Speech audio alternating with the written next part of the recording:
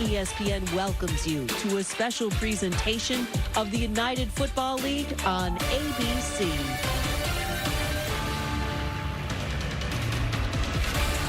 Welcome to the UFL, presented by the U.S. Army. It's week 9 in Arlington, Texas, and a couple high-profile head coaches lead their teams in Anthony Becht and Bob Stoops. St. Louis punched a playoff ticket with Manny Wilkins rising from the shadows for an injured A.J. McCarron. He now collides with Luis Perez, who's been on an 11-year odyssey to get to the NFL. He and his teammates are on the big stage again today. In week 9, in a 10-week season, Skip Holt's Birmingham team is undefeated and the betting favorite. They will host Michigan in the first round. Birmingham is playing San Antonio today, and if Birmingham wins that, and if St. Louis wins this, St. Louis is playing the rest of the way at home.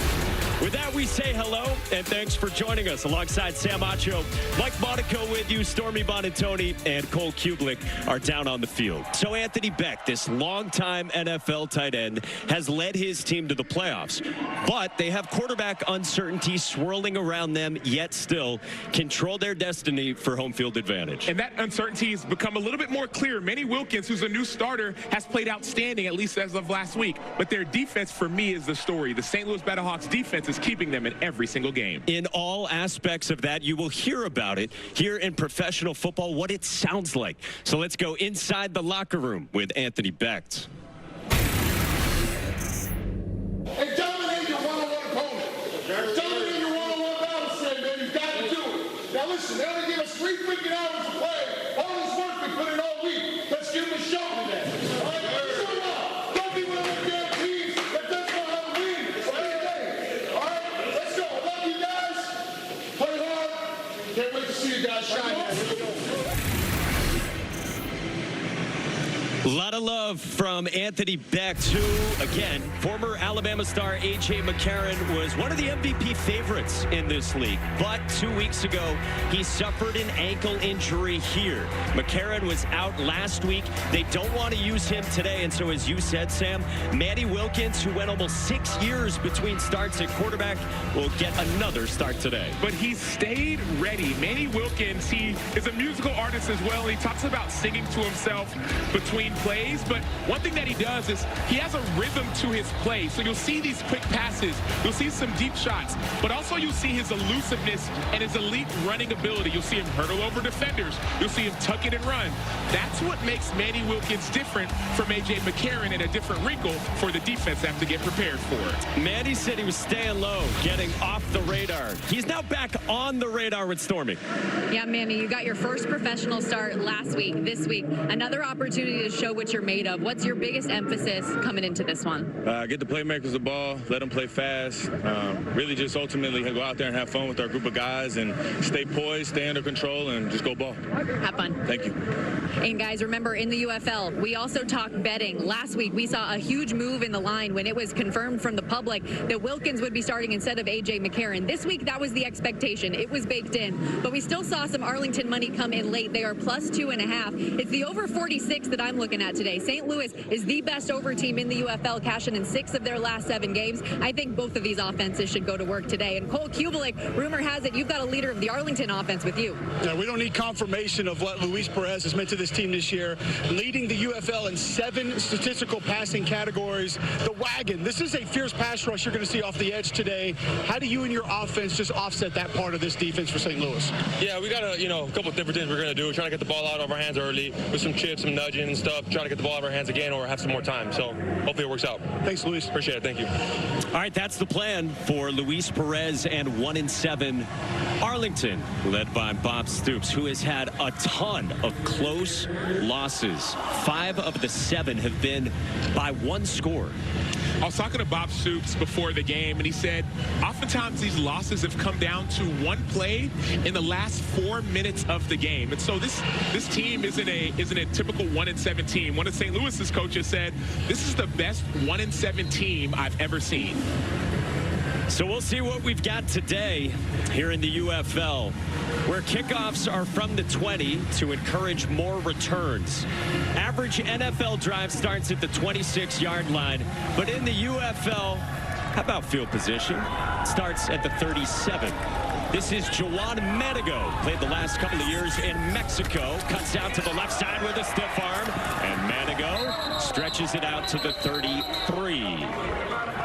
What does it sound like to be on a professional football team headed to the playoffs? We'll show you that today. St. Louis's quarterback.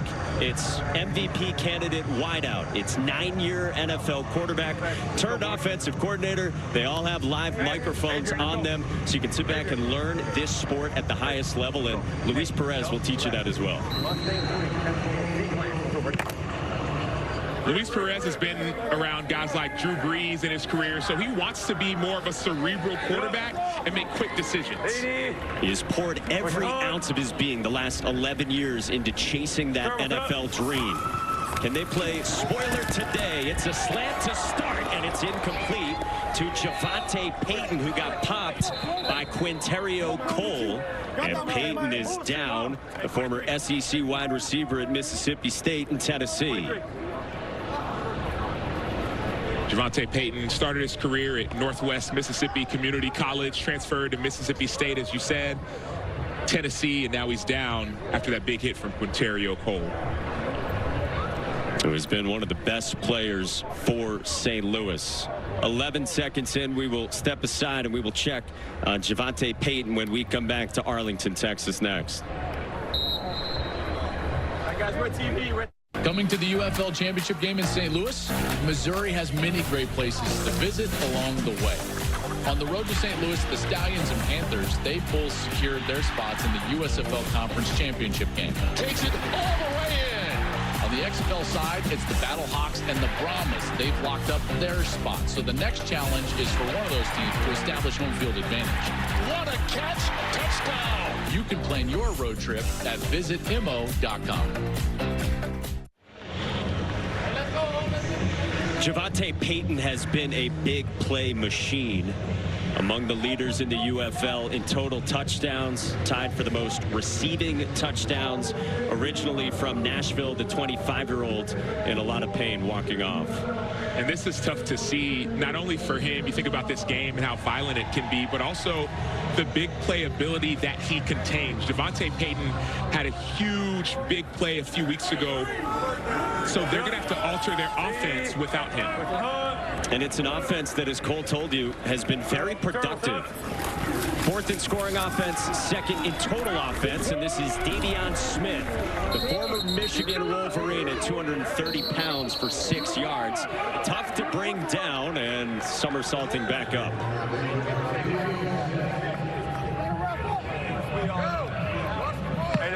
Well, Luis Perez has put up good numbers as well. A guy who didn't play quarterback in high school, taught himself how to play by watching YouTube, walked on at a junior college, and productive again.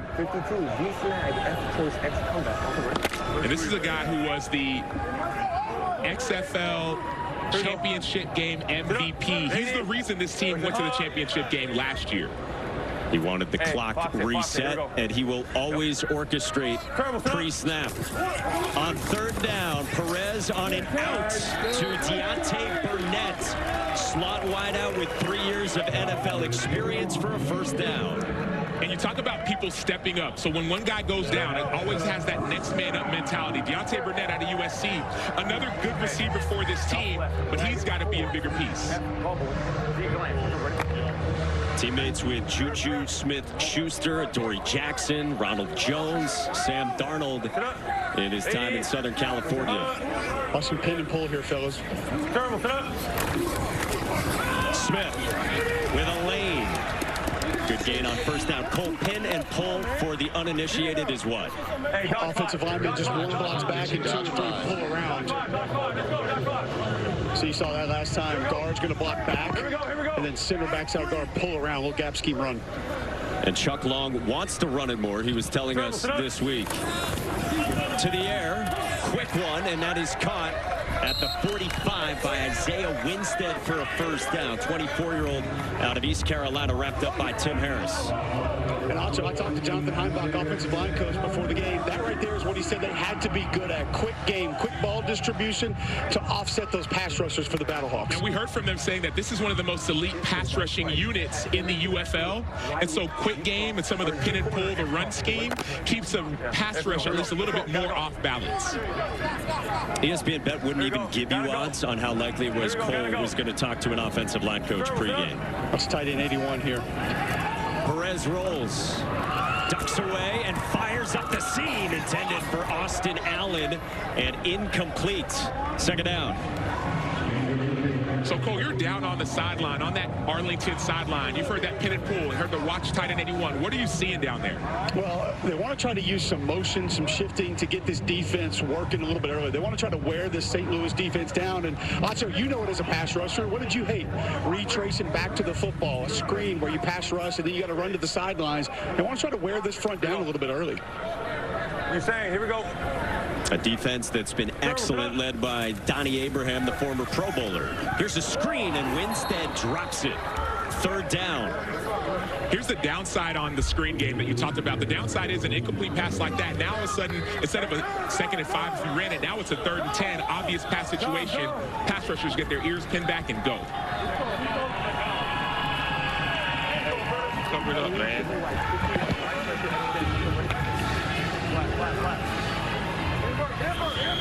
Donnie Abraham, 9 years in the NFL with the Bucs and the Jets. His group's 2nd in total defense. 5 wide for Luis Perez on 3rd down. Incomplete, intended for Sal Cannella. And St. Louis gets a stop with 4th down coming. Canella's been one of the main targets for this Arlington Renegades offense. And you look at the other side of the ball, the defense knows that. So you saw not necessarily a bracket coverage, but you saw some focus more towards Sal Cannella. Bracket coverage is a couple of guys keeping tabs on him. Correct. One guy inside, one guy outside, maybe a double team. Now, it wasn't that in that case, but as a safety, you lean towards whoever the main priority is of the offense. Well, Marquette King will get it away. 35-year-old, former All-Pro, part of 6 years in the NFL, and multi-talented, which we will get into. And he sends back a sandwich inside the 15. He salutes at midfield because he pins Manny Wilkins in St. Louis deep in their own territory. All right, so here we go. Manny Wilkins in start number 2. We showed you A.J. McCarron dealing with an ankle injury. He is active today. And again, Wilkins, before last week, hadn't started since the 2018 college football season. But he stayed ready. He's been with this team the last 2 years. He studied the offense. He understands it completely. And so there's a lot of trust between him and offensive coordinator Bruce Gradkowski. See the over-under on passing yards. Last week it was 126 through the air and 79 on the ground for the dual threat former Arizona State Sun Devil, who finds Darius Shepard, a 4-time national champion at North Dakota State, with a quick hitter for 3. And Darius Shepard is the one of the most reliable receivers for this team. Hasn't had the season that he's wanted so far, but still going to be a go-to.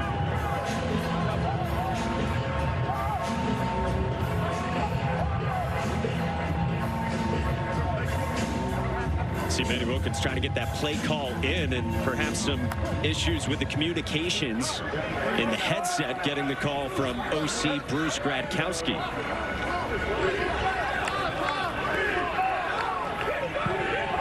Jacob Sailors has been one of the best running backs. It's Wilkins on a screen, and nothing doing to Stephen Mitchell Jr.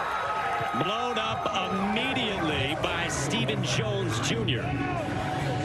And you can tell that something was said between last week and this week. Last week, this Arlington defense was missing tackle after tackle, gave up a few big 50-plus yard touchdowns. This week, you see Stephen Jones Jr. come from the outside in. You see inside-out leverage. So that's sometimes it's practice, sometimes just that motivation of saying we cannot put on tape this week what we did last week.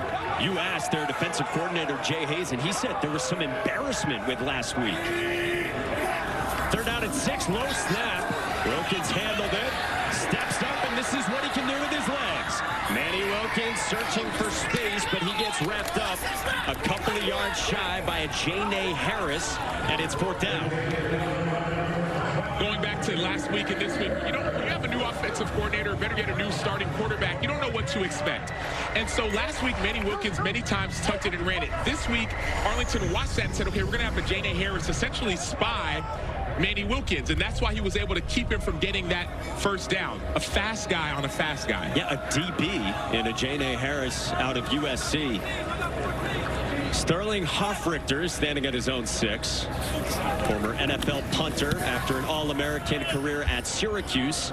Spins one away to Jawan Manigo from the 30 with some wiggle. And Manigo gets about 4 yards, and Arlington will have it for the 2nd time.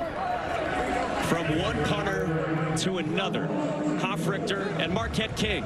Well, Marquette King backed his up down inside the goal line. Show us just on the football what has to happen to get that ball to check up the way you did last time. Make sure you grip it right, and then you want to make sure you get enough hang time on it to where it bounces on the ground. It gives you a chance to flop up, because you can't really control that much, but you can control it a lot more when you hit it high. You kicking the point? You got to hit the point, kind of back here a little bit. Anybody want to learn how to kick that part right there, hold it. What about the celebration you showed last time? I had to steal that one from Pat McAfee, man. I learned that one from McAfee, so I had to take that one. It's for the brand. For the brand. All right, well, we'll get to the concert later. Let's get it. Oh, yeah. For the brand, indeed.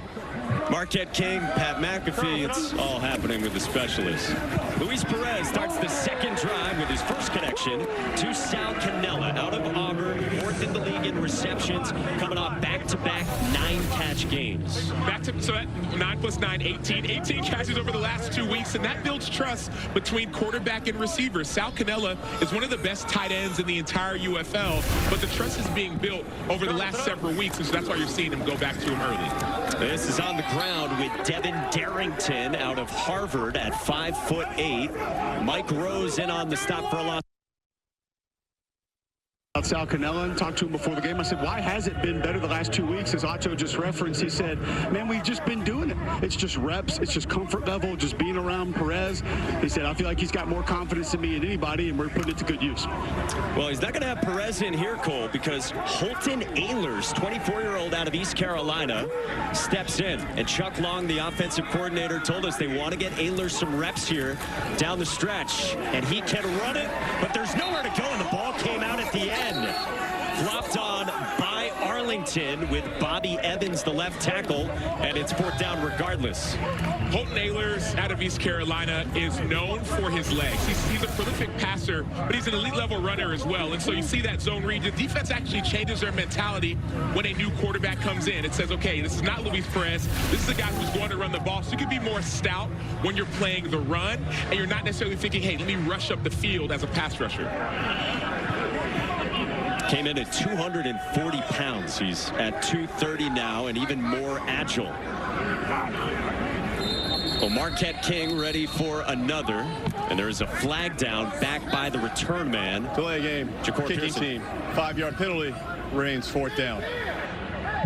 Mike, he must not care about game ball 1 with the practice kick like we found out last week from the actual kicker. Right. We learned that very often a field goal kicker, when they get iced, they might not want to kick one for a freebie, a test run, because different balls out there. Yeah, they want to stick with the ball that they've practiced with all week long. Game ball 1, the one they trust the most. Well, we get another look at Marquette King. Ja'Cour Pearson, Peasy as he's known, back from injury this week, waiting. From King, the self-described baddest NFL punter of all time, with more than 1 million Instagram followers. Hit the right part again this time, and Pearson muffs it near the 15, balls loose, and it looks like St. Louis fell on it with Cam Kelly. Johnny on the spot, and that was nearly disaster for the Battlehawks, who do get it back for their 2nd drive here in the 1st quarter. This presentation of the UFL will continue after these messages and a word from our ABC stations.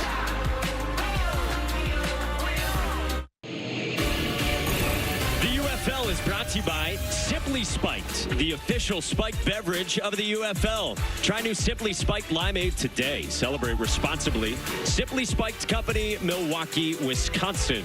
These teams met in St. Louis in week 2, and the Battlehawks with a walk-off from Andre Schmidt and a 3-point win over Arlington.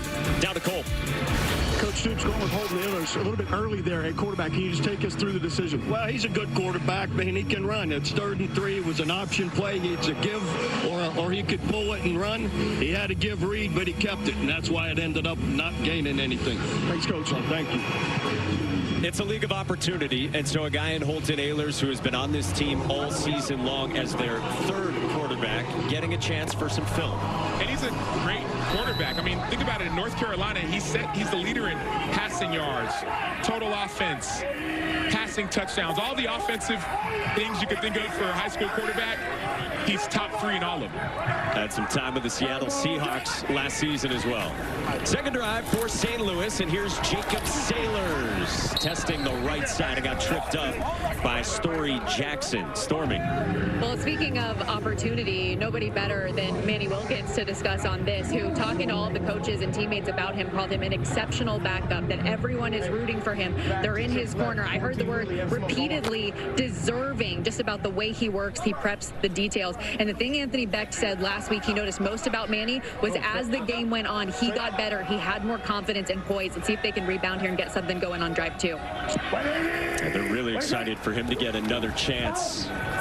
Sailors again, right side, and Sailors with a first down before he gets stood up by Miles Dorn.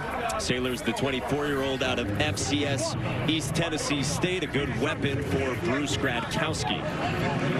And even whether it's Manny Wilkins, thinking about him, and I love watching him on the sideline of games the last few weeks. His demeanor. Wilkins tucks and picks up a couple. What have you liked in that regard with his demeanor? He stays dialed in. Even when he was the backup, when he wasn't getting any snaps at all in weeks 1 through 7, he was dialed in. He was watching every single thing. He was helping A.J. McCarron every time he came to the sideline. And I got a chance to go to their practices as well. He's the same way. And so he's the ultimate model of consistent meeting opportunity. Again, 5 or 6 years just totally off the radar after spending 3 years as the starting quarterback at Arizona State. A.J. McCarron's got an ankle injury. Wayne Gallman couldn't catch the pass out of the backfield, and now 3rd down. Also, they slid that protection right into a 3-man game and had big 94. Andre St. Amour come right back down inside. Center was not quite ready for it, couldn't readjust, and Mike Panishuk couldn't get back inside to keep that pressure away. And on that case, Manny Wilkins has to be a little bit quicker on that read. So that's a play that's meant to beat man coverage. The running back flip size, so get it to him a beat earlier. 3rd down from the 43 for St. Louis. Wilkins across the middle, and it looked like he had enough. Ball came out from Blake Jackson, and Arlington's got it. Will Clark comes away with it, and the Renegades strip it from Blake Jackson and have the football. I was talking to Will Clark before the game, and there was this sense of calmness about him. Now, he's a big dude, about 6'5", but he's got this calm demeanor about him, always around the football. Notice how he comes to the side of the ball, doesn't fall on top of it so it doesn't score it out. Great job by Will Clark. Looked like Miles Dorn forced it out, and then Clark fell on it. And that's a smart thing from a defensive perspective. If offense ever wants to reach that ball out, go and knock it out. You're putting the ball in harm's way. As an offensive player, you don't want to do that in that scenario. They're not turnovers. They're takeaways. Absolutely. Taking the ball away. Sudden change plus territory for Arlington, and it's a reverse. Perez, sideline, Canella! Touchdown! 46 yards with some trickery, and Arlington strikes first.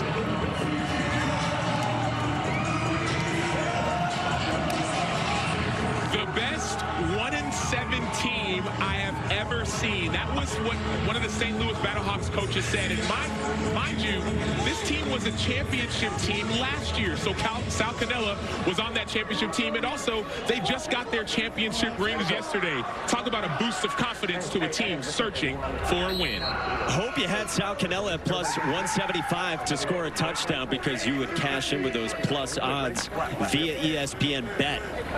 If you're new to the UFL, we don't kick extra points.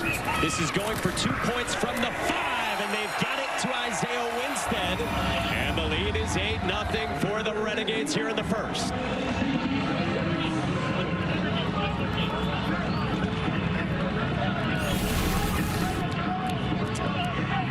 Luis Perez has focus in the pocket. Look at him. He slides to the front and then gets the ball to Winstead. Big time play. But an even bigger time play is this. Essentially, it's almost like a flea flicker, right? Double, pitch it right to Sal Cannella.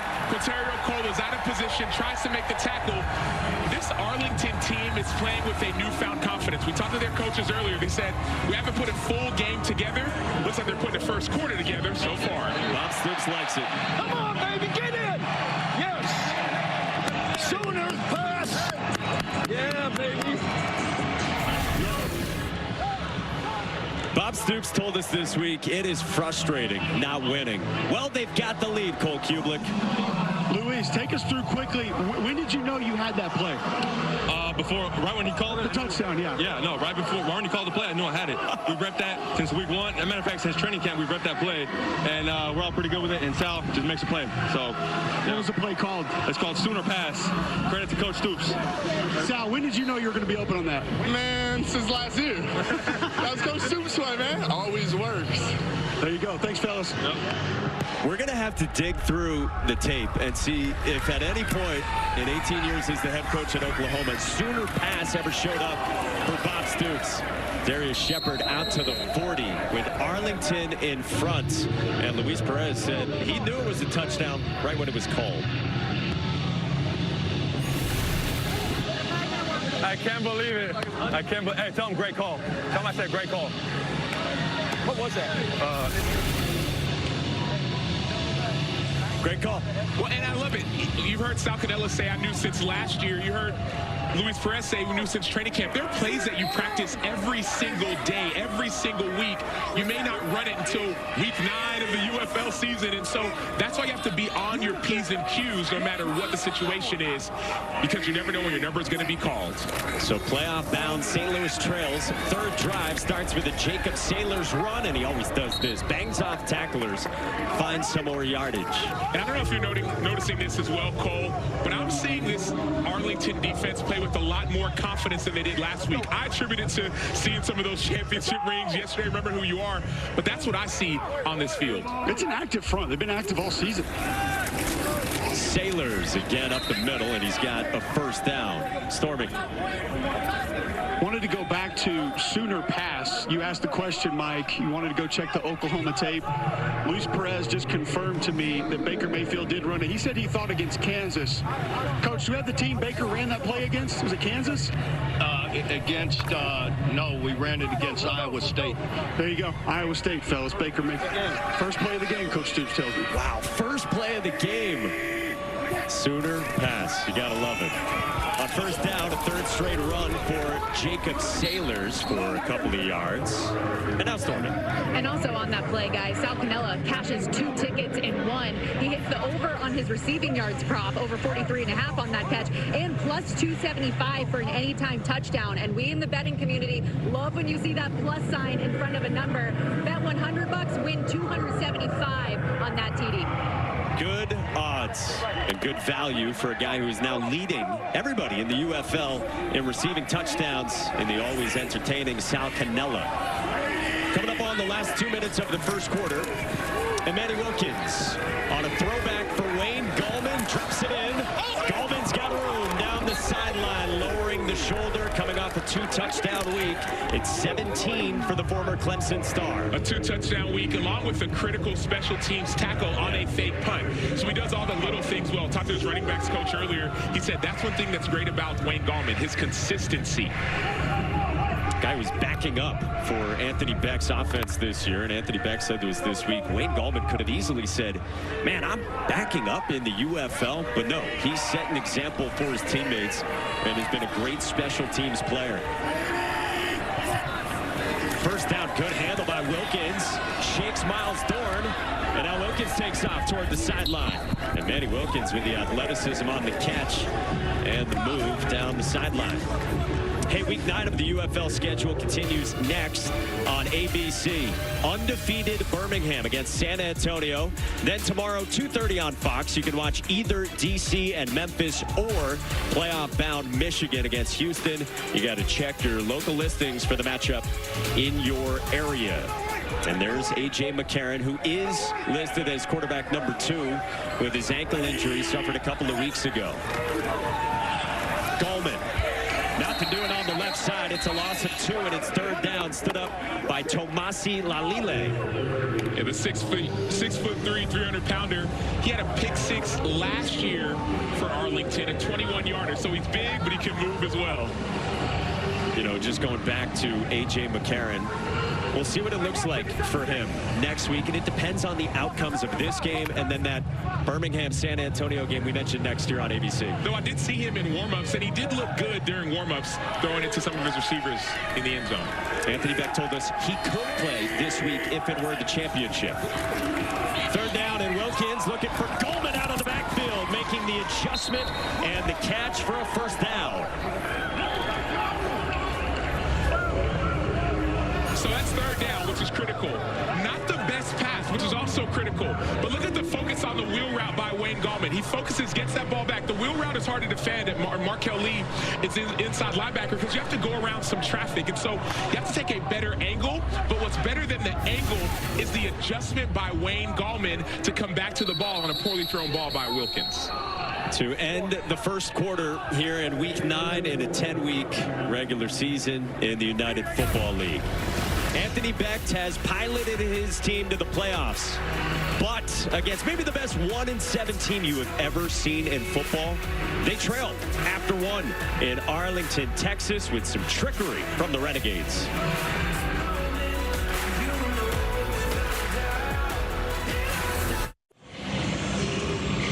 You know you have audio access when you tune into a UFL game, but we're doing something different today. Bruce Gradkowski, one of the brightest minds in this league in terms of offensive coaching. We've got a live microphone on him all day, so we can hear everything he's thinking during play calls and otherwise. Pylon, have fun with it. Let's go. Make sure we got good celebrations when we score.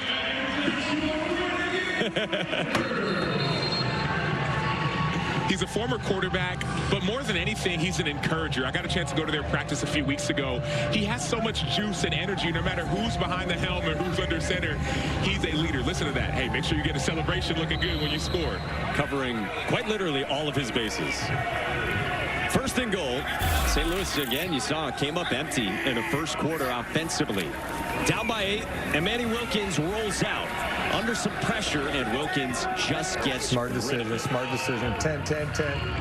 10-10-10. 10, let's go. Trips right, 351, Cardinal pump. Trips right, 351, Cardinal pump. In the UFL, 8 players on the team can wear headsets, and there's no cutoff point. So Bruce Gradkowski will keep him up here because he can continue talking to his quarterback and the wide receivers who have the headsets in their helmets. Wilkins with some shake, got it away to Darius Shepard, who gets wrangled down inside the 5, and 3rd and goal coming.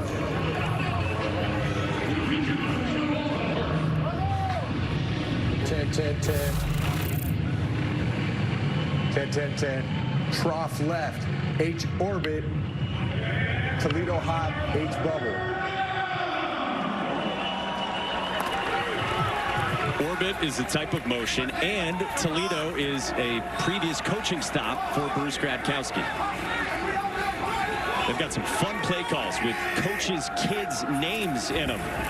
Wilkins a draw up the middle, and he gets buried. Markel Lee and Jamal Carter in on the stop, and it's 4th and goal and a decision for St. Louis. So we talked about Markel Lee having not the best angle on the wheel route, but how to make up for it is in a play like that. It's 3rd and goal. This is a 4-point or potentially six-point swing in the UFL. So that's why every single inch matters. Anthony Becht opts for points and summons the former Luke Groza Award winner at Syracuse, Andre Schmidt, from 20 to get the Battlehawks on the board. Arlington's defense with the stop inside the red zone, forcing 3. Big time stop, big time play, and physical on that quarterback. This presentation of the UFL will continue after these messages and a word from our ABC stations.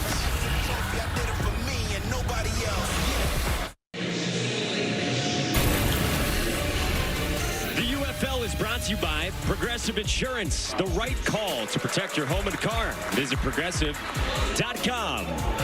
Arlington, the champions in the XFL last year. So yesterday, they got their rings, and they are playing inspired today.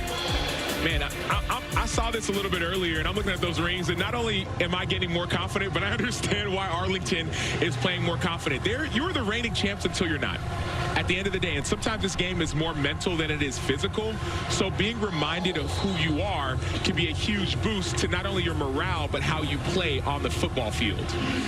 And you guys asked Bob Stoops about playing spoiler, and he said to us, I've never been in this position, so I don't know how to play spoiler. He said, it's not my DNA. Worst record he ever had at Oklahoma was 7-5. That was his first year back in '99. They've got the lead at 1-7 this year, and Jawan Manigo gets shoved out of bounds just past the 30. And he talked about one of his first years coaching in 1989, where his team had 1 win, and he remembered the team hadn't won in 3 years. And that 1 win was the most memorable win, he still says to this day, in his career. They tore down the goalposts in Manhattan, Kansas, and took them downtown. After Kansas State, led by Bill Snyder, they beat North Texas State. Bob Stoops said to us, heck, we had lost to 1AA Northern Iowa a couple of weeks prior, and he told us, yeah, he would never forget it. A quarter route to Frank Hernandez. Bob Stoops' Renegades team here in Week 9 in the UFL leads St. Louis by 5. And this is Davion Smith with a cut. And Davion Smith with a first down for an offense that wanted to run it more. Earlier this year, Bob Stoops picked up in total his 200th career win. He didn't think much of it, but his players did. And his coaches did.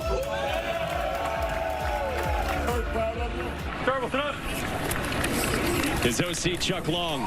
Luis Perez to the air. Looking back shoulder for Isaiah Winstead. Broken up by Chris Payton-Jones. Just going back to that point, Chuck Long said, man, we were doing it for him. We wanted to win for Coach Stoops. So though Coach Stoops didn't care so much, OC Chuck Long did. Right, Hash? Yes. All right, let's go trough left, C, hop, ND2 lock, Saturn. Trough left, C, hop, ND2 lock, Saturn. Chuck Long, the former Heisman runner-up at Iowa, where he was teammates with Bob Stoops. Long served as Oklahoma's quarterbacks coach with Bob Stoops, coaching Josh Heupel. Eventually became the offensive coordinator there.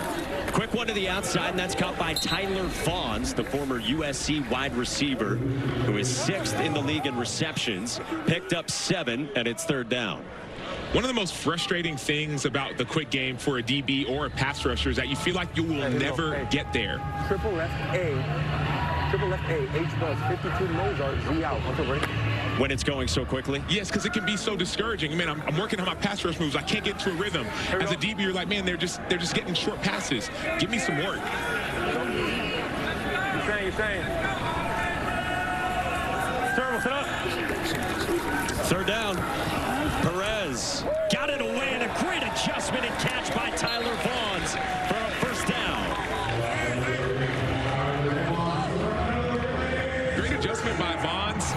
Better adjustment by Luis Perez. I would say even better job by the offensive line. We talked to some of the coaches, and they said, man, this pass rush from St. Louis is going to be a problem. So far, it's been no issue. Here we go. Specifically that right tackle, Acho, running P to pass the pocket. Adrian Ely at right tackle. Quick one across the middle, and Deontay Burnett reached out to pluck it. And again, it's quick hitters moving fast that Arlington is marching downfield. And going back to Adrian Ely, right tackle number 59, you see him. Peter Talmo-Apenu was one of the best pass rushers in the entire UFL and XFL last year. But you never want to be behind the quarterback. There's nothing good behind the quarterback. And so great job by Ely pushing Peter past the QB. Sit up, 180. What's your heart? Sit up. Devin Darrington played at Harvard. Takes it out for 4 yards. 3rd down and 1 coming up for the Renegades. Cole, going back to Adrian Ely and Peter in that matchup, why is it important for an offensive lineman to try and get a pass rusher like that past the QB? Well, it's difficult because if he gets around you, he gets that edge, that's a direct line to the quarterback. So you have to time it up perfectly when you do, because we call it a pit move. So as soon as that defensive end, as soon as that edge defender gets upfield on you, you have to time it perfectly to run him past the pocket, or else he's got the edge and he can just bend it, turn upfield, and be able to get to the quarterback. And that's the point, right? Like, it's you're saying, okay, don't get behind the quarterback. Well, how do I win? Do I go inside? Well, no, you got to bend that edge and lean around, or you go speed and power, try and run through him, but you never want to be 2, 3, 4 yards behind him. Jay Hayes, on the flip side, the Arlington defensive coordinator, told us the worst place you can be as a pass rusher is 5 yards beyond the quarterback. Devin Darrington picked up a 1st down for Arlington on the move. From the 32, pressure comes. Perez steps up. And Luis Perez showing off the legs a little bit. Pushed out of bounds and a late hit from Chris Garrett. And Luis Perez was begging for a call. Man, the wagon crashed over there. Monique, what you got? Come on, Chris. Talking to Chris Garrett, 48. Okay, so she's talking about picking it up right now, or what do you have? Okay.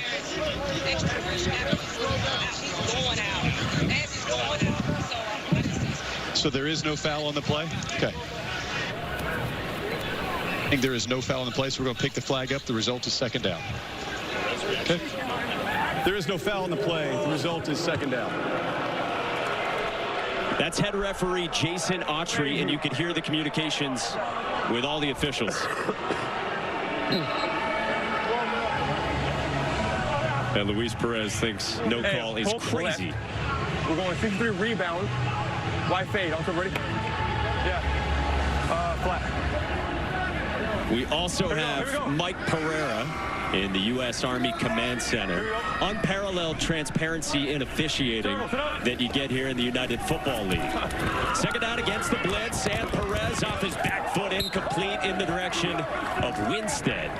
3rd down. Mike, what is the process and kind of the bar you need to clear for a late hit like that? Well, the contact, if it starts in bounds, then it's not a foul. And it clearly was started in bounds. And so if the crew didn't pick it up, I was. If it got to me, I would have had it picked up. But you can see there he's clearly in bounds when the contact starts. So it's not one that you have to have a foot down, out of bounds, and then contact in order to have a foul. Thank you, Mike. Yeah, the wagon did not get to the sideline there for Cole Kublik. That's now 3rd down for Arlington, leading in the 2nd quarter. Perez checks it down to Davion Smith out of the backfield, but it's just a yard as immediately Willie Harvey pounced, and it's 4th down, and the field goal unit will come out. And we're starting to see, going back to that pass rush, some of the pass rush change that's getting towards Luis Perez. No longer are we seeing Peter Talmo-Apenu run by the quarterback. 2 plays ago, he ran through Adrian Ely. This last play, there was a pass rush game. So they're trying to put pressure up the middle so that Luis Perez cannot escape like he did a few plays ago. So out comes Jonathan Garibay, who grew up in Mexico until he was 12 years old and then played at Texas Tech. This is from 44 with a flag down, and the kick on its way, and good. We'll check the marker on the near sideline. 9, so they're going to want to take that penalty. Hey, lined up in the neutral zone. Could make it a 1st down.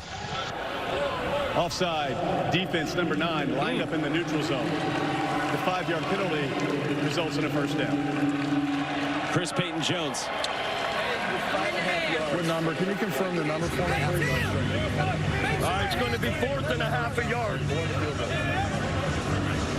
Who was it on? What do you think of points? We're going to go for the first down. It was in the neutral zone. Down the line, right? You got it marked off already? No. You got it marked only? It was 5 and a half. You got it They had it. He said he was 4th and 5. What's it down the distance? Can we look? First down results. Look at it on the alternate. Yeah, it's going to be 4th and it's going to be 4th and. So a 5-yard penalty. It had been so you have the half yard short. So, okay, so let's ask them if they want to take it or not. Was the kick good? Yes, the kick was good. Okay, so then we'll verify that he wants to take this.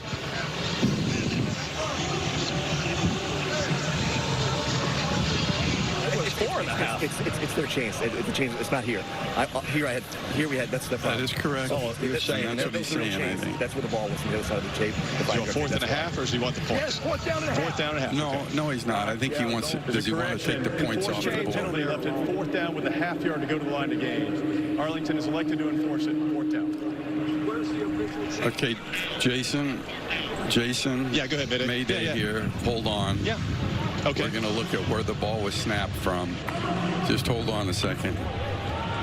Previous play is under video review for the location of the snap. So it's the 26 and a half. We're just going to verify this. And he's got to go to the 22, right? Hey, Jim. Okay, so here's the deal. The ball was snapped from the 26 and a half. All right.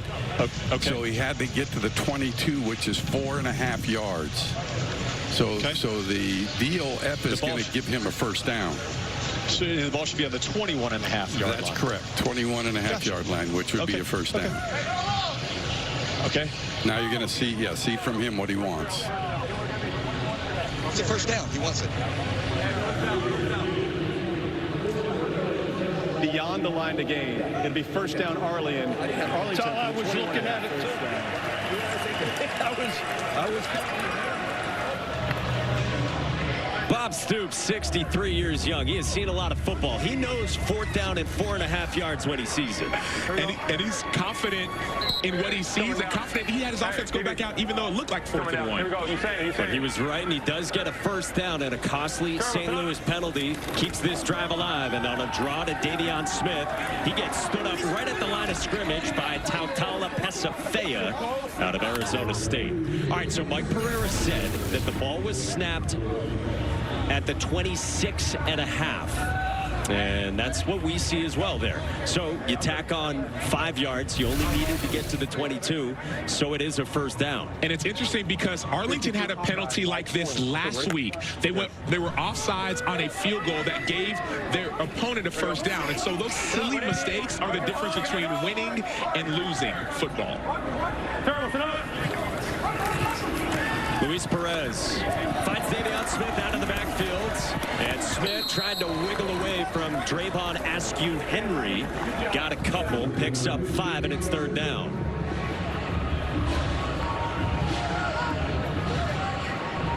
Love Mike Rose's effort on this defense. We've talked to their coaching staff a few times. He's gone back to how Mike Rose is the quarterback of this defense, and everyone around him plays better when he's in the game.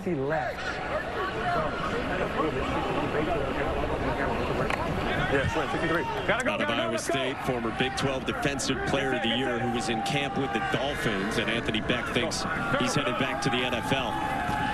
3rd down and 7. Perez pumps, steps up, and hung on to the football.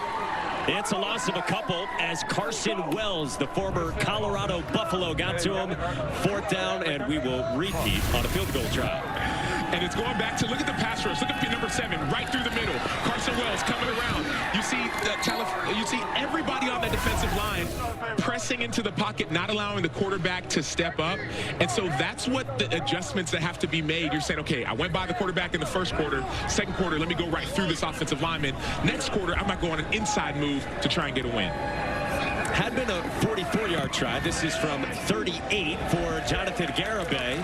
And in the end, Bob Stoops and Arlington end up with their 3 points. 11-3 is the lead for the Renegades against playoff-bound St. Louis.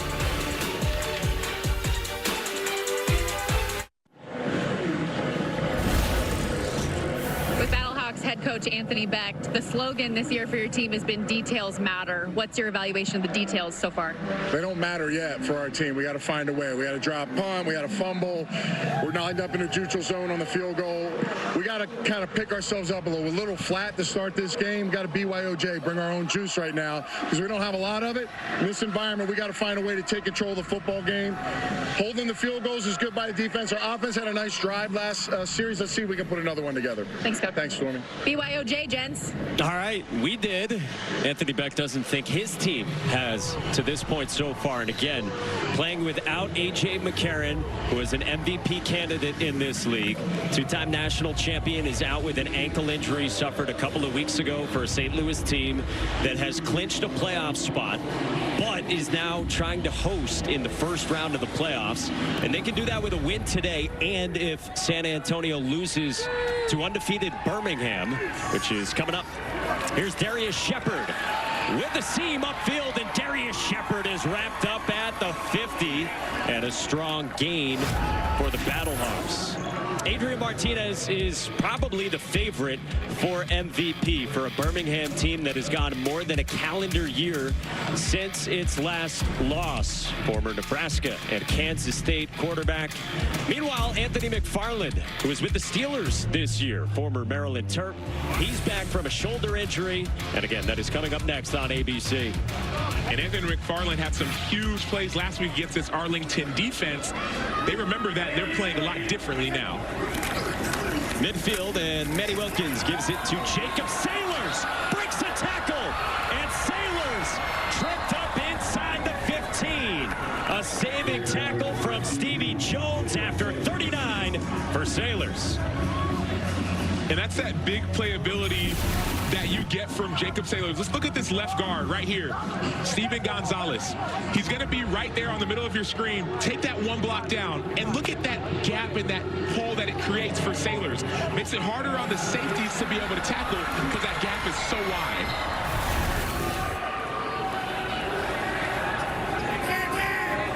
So the Battlehawks in business in the red zone, down by 8.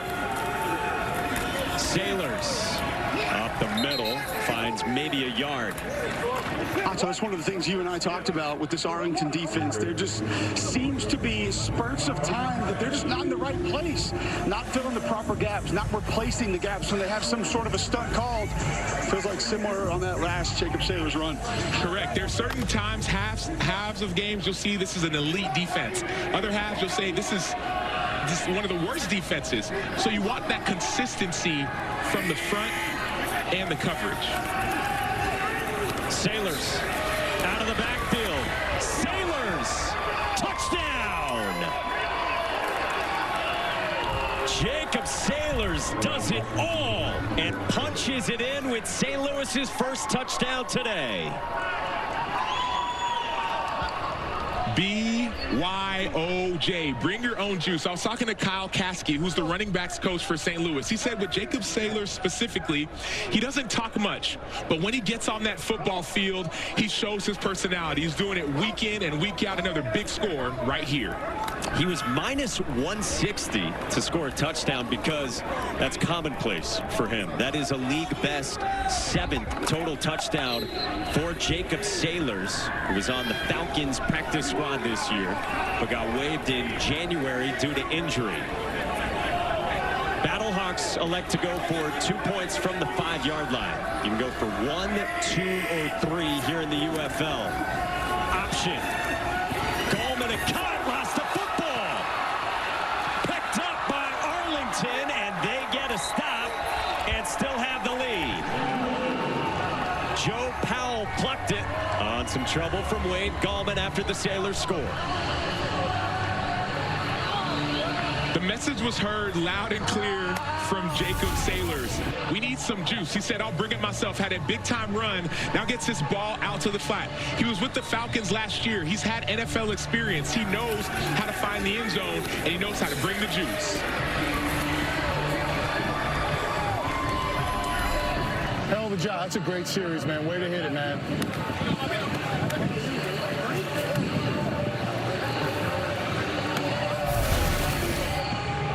So Anthony Beck liked what he saw from Jacob Saylors trying to pick up this offense, which again, for a second straight week is without A.J. McCarron, one of the best players in this league and one of the faces.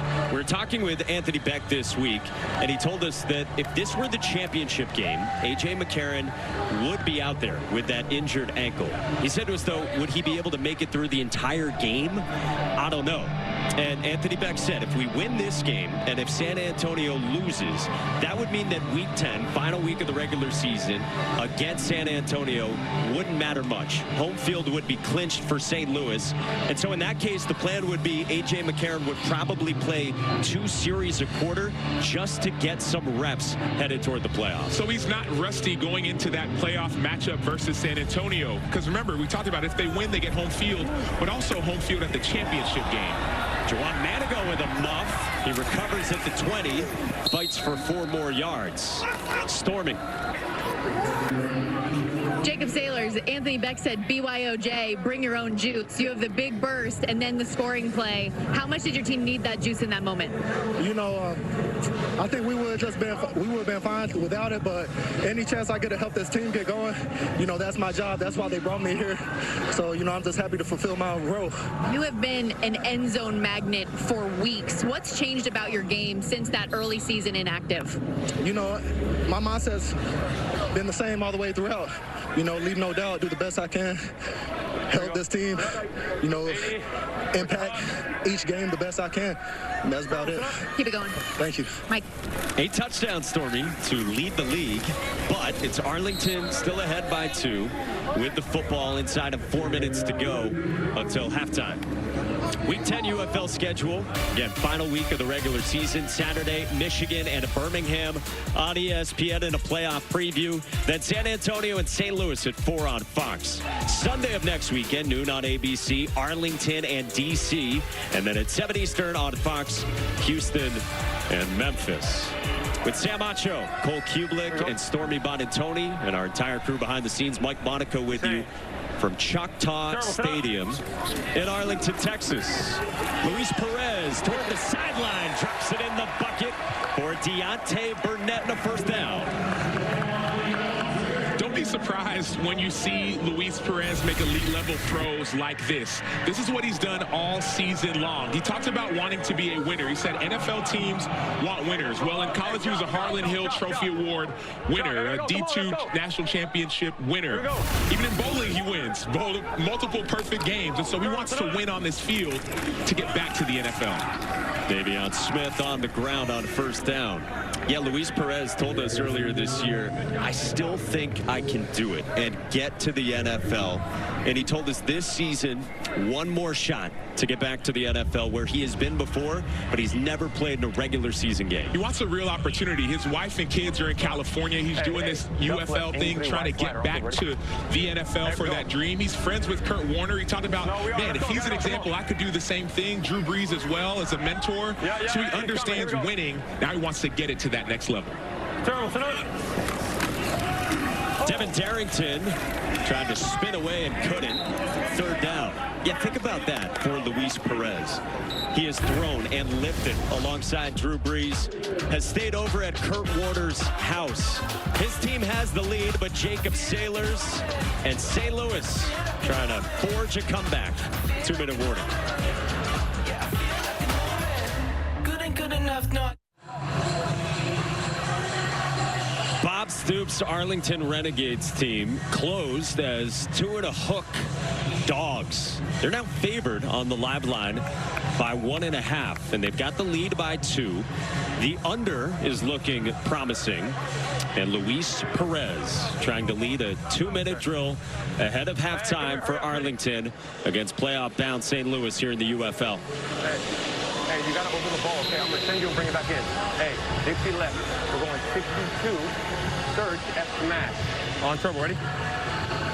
Hurry up, let's go. And 3rd and 6, it's that 3rd and intermediate. And so smash route, you're going to see a route somewhat over the ball at that 6-7 yard route, but also that corner at the top of the screen. Davion Smith saddles up beside Luis Perez. 4-man rush to the sideline, and Winstead got the feet in bounds for a first down. I told you, don't be surprised by some of these elite level throws. Luis Perez, record aside, he's leading the UFL in many, if not most, passing categories. Right over the outstretched defender Willie Harvey at Iowa State. As a defender, you work on routes like that. Okay, he's not going to get over my arm. All of a sudden he does. That's elite level play by Luis Perez. Sit up, 180. Where's it hot?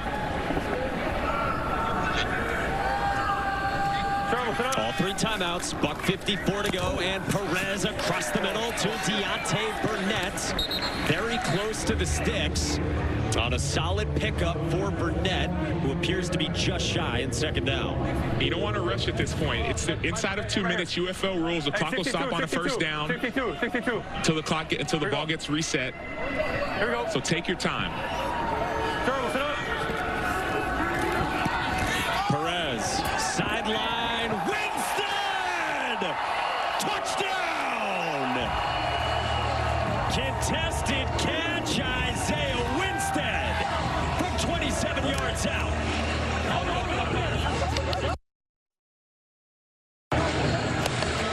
Next man up is not just a mentality. You knew you had it the whole time? Yeah. Throw it to me, it's going to happen. Throw it to me, it's going to happen. Man, that's a reality. Like Isaiah Winstead said, I don't care about next man up. Put me in, coach. Throw it to me, I'll make it happen. Missed jam by Chris Payton-Jones. You saw that missed reroute. That's how you get behind the defender, and then eyes focus on that ball. Great job, Isaiah Winstead. About 2/3 of the time, teams are going for 2 points from the 5. Again, no kicks. And Holton Ahlers, a running threat, comes in for Perez. Runs the option. A reverse. Winstead again for 2 more. Have a day, Isaiah Winstead.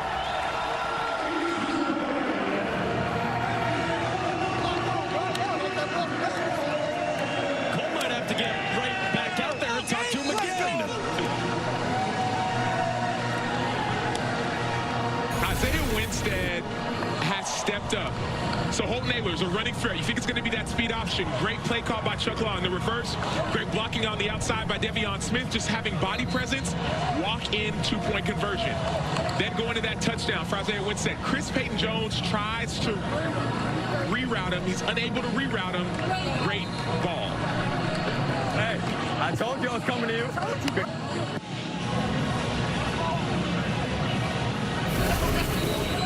So Luis Perez told Isaiah Winstead that, and Winstead made the catch, and then Winstead, from his old college quarterback at East Carolina, took the flip from Holton Ahlers to add on 2 more, and everything is coming up. Big game. Bob Stoops here in Arlington against the Battlehawks at 6-2, barreling toward the postseason.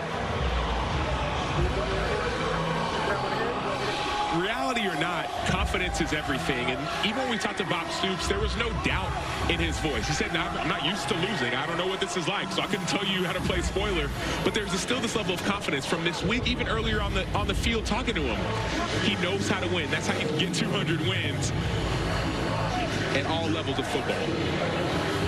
18 years as the head coach at Oklahoma, including, of course, the 2000 national championship season.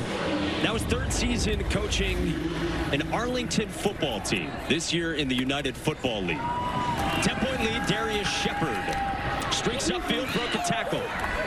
And Shepard past the 40. Cole Kublik again. Well, we heard from Isaiah after the touchdown. I tried to grab you real quick there. When you heard the play call and knew you were going to get the reverse again, what was going through your mind?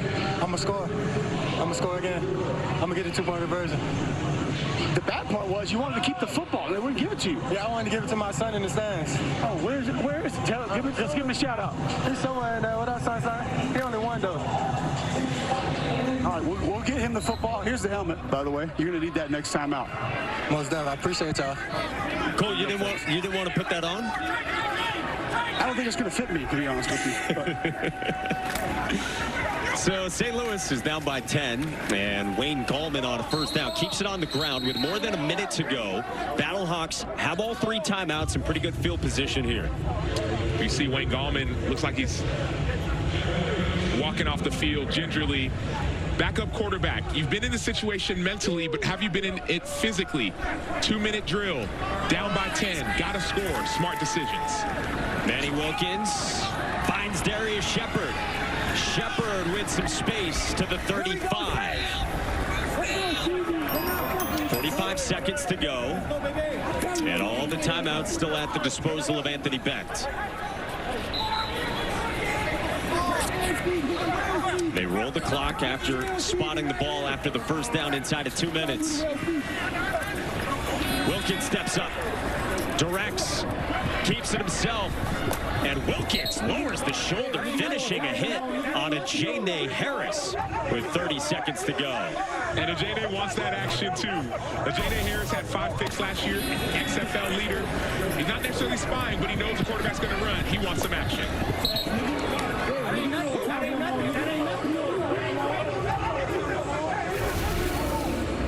That ain't nothing, says Ajene Harris. Second start for Manny Wilkins. You see 8 for 10.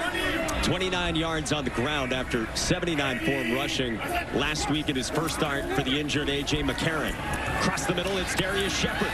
Made a man miss. Shepard to the 5. 21 seconds to go, and St. Louis trying to cut this to a one-score game.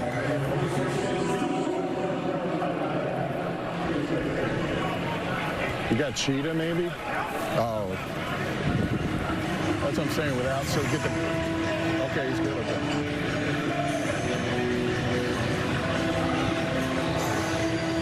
Well, this is make it take it for St. Louis because they will get the football to begin the second half as well. The last 4 minutes of the first half, the first 4 minutes of the second half, those are critical times for momentum and critical times for confidence for teams. If you can get out of this half with a score, all of a sudden it's a one-score game. Now you get the ball back. Now all of a sudden you can have the lead, so it'll erase everything bad that you did in the first part of the game. Come on, Jacob. It's Jacob Saylor's the running back. Wilkins lofts it. Out of bounds, incomplete. Blake Jackson and Hakeem Butler were in the vicinity. Second and goal with 15 seconds to go. And that'll give you about 2 plays. You know, Manny Wilkins loves to use his legs. That play took about 6 seconds.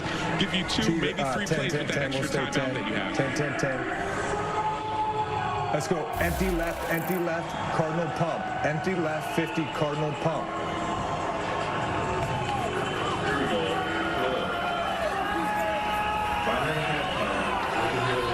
Six seconds. Yeah, we're all right. Just got the snap off. Wilkins ducked away from trouble. Wilkins up there and dive. And they're spotting him short and out of bounds at the 3. Devontae Lambert was there on the edge. So Donald Payne misses on Manny Wilkins. Hard to tackle him, hard to tackle. You're a free runner. On the inside, full speed, trying to get the quarterback out of bounds. That kind of effort can help people win games. All right, so you had said it 2 plays. You've got 9 seconds here on 3rd down and goal, trying to punch this in and not settle for 3. Sure, you can run it, you can pass it. You have all 3 timeouts, so there's no rush. The foot was Anthony down Becht out will of take a bounds, timeout Jason, here. at the 3. But he's extended the ball to the 1. So we need to put the ball at the 1-yard line. So it'll be 3rd goal from the 1. That's correct. Okay, thank you. After review, the runner stepped out of bounds with a foot at the 3-yard line. However, the ball was at the 1-yard line. It'll be 3rd and goal from the 1. So check that. Anthony Becht does not use his second timeout. Mike Pereira in the U.S. Army Command Center with the ability to do things like that, to very quickly jump in and say, hey, yes, the foot was out at the 3, but the ball, as you see here, should be at the 1. Correct. And that foot down, you can see that outside foot is right down, but the ball is extended. So great job by Mike Pereira in the U.S. Army Command Center. But even better job, just going back to Devontae Lambert, the defensive tackle, number 6, 6'2", 282 out of Auburn. Full speed sprint to keep Manny Wilkins out of the end zone. Yeah, the big dog getting after it. A guy who missed 4 weeks this year with a calf injury. One of the leaders on the Arlington defense. Can St. Louis get 6? Down by 10. Headed toward halftime. Jacob Saylor's up the middle, squirting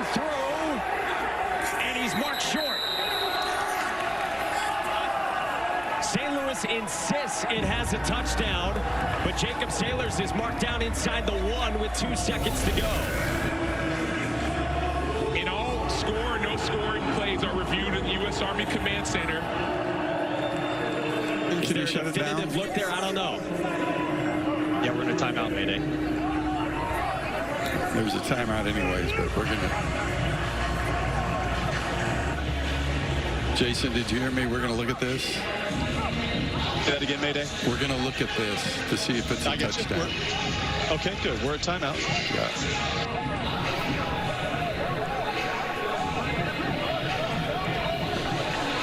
So Mike Pereira in the U.S. Army Command Center. The best shot is here, but the problem is the ball. You can't see the ball. I mean, the ball's up there in his left hand. I feel like I have a sense that he gets there, but I just can't prove it. See, it's really not clear. It's not clear here because here you don't see the ball. You don't see the ball here. The shin's up. The shin's up. But I can't see where the ball is, and that's my best shot. So, Jason, we looked at all the angles that we have, and we're going to leave it short. Yes, sir. We're going to leave it short. So we're just going to let it stand? Is that That's what we're going to correct. say? Gotcha. Let it stand short. A timeout for St. Louis. That's correct. We still had a timeout. That's correct. I got you. After video review, the ruling in the field stands. The runner was short of the goal line. It's 4th down. The clock will start on the snap. So Mike Pereira had the same intuitions that fans have. He thinks it's a touchdown, but he can't prove it. Now, St. Louis is going to go for it here and not take the three. Are you okay with that? You already did. That's why we stopped it, so you're good. You had to stop it. I don't love it. Okay. I don't love it because if you don't make it, it's not going to be looking good for you. Anthony Becht did take his second timeout. Now they're showing 4 seconds on the clock. And they're going to try to punch this in from inside the 1. Hakeem Butler, or rather, Kamari Averett and Jake Sutherland behind for a tush push for Manny Wilkins. Waiting on a signal. There it is. It's a touchdown. On 4th and goal, a tush push, St. Louis style. No risk it, no biscuit. So went for the risk on this one with Manny Wilkins at quarterback. It proved to pay off. That's that tush push you talked about. Look at Kamari Averett and Jake Sutherland. 2 big, strong tight ends making sure their quarterback gets in the end zone.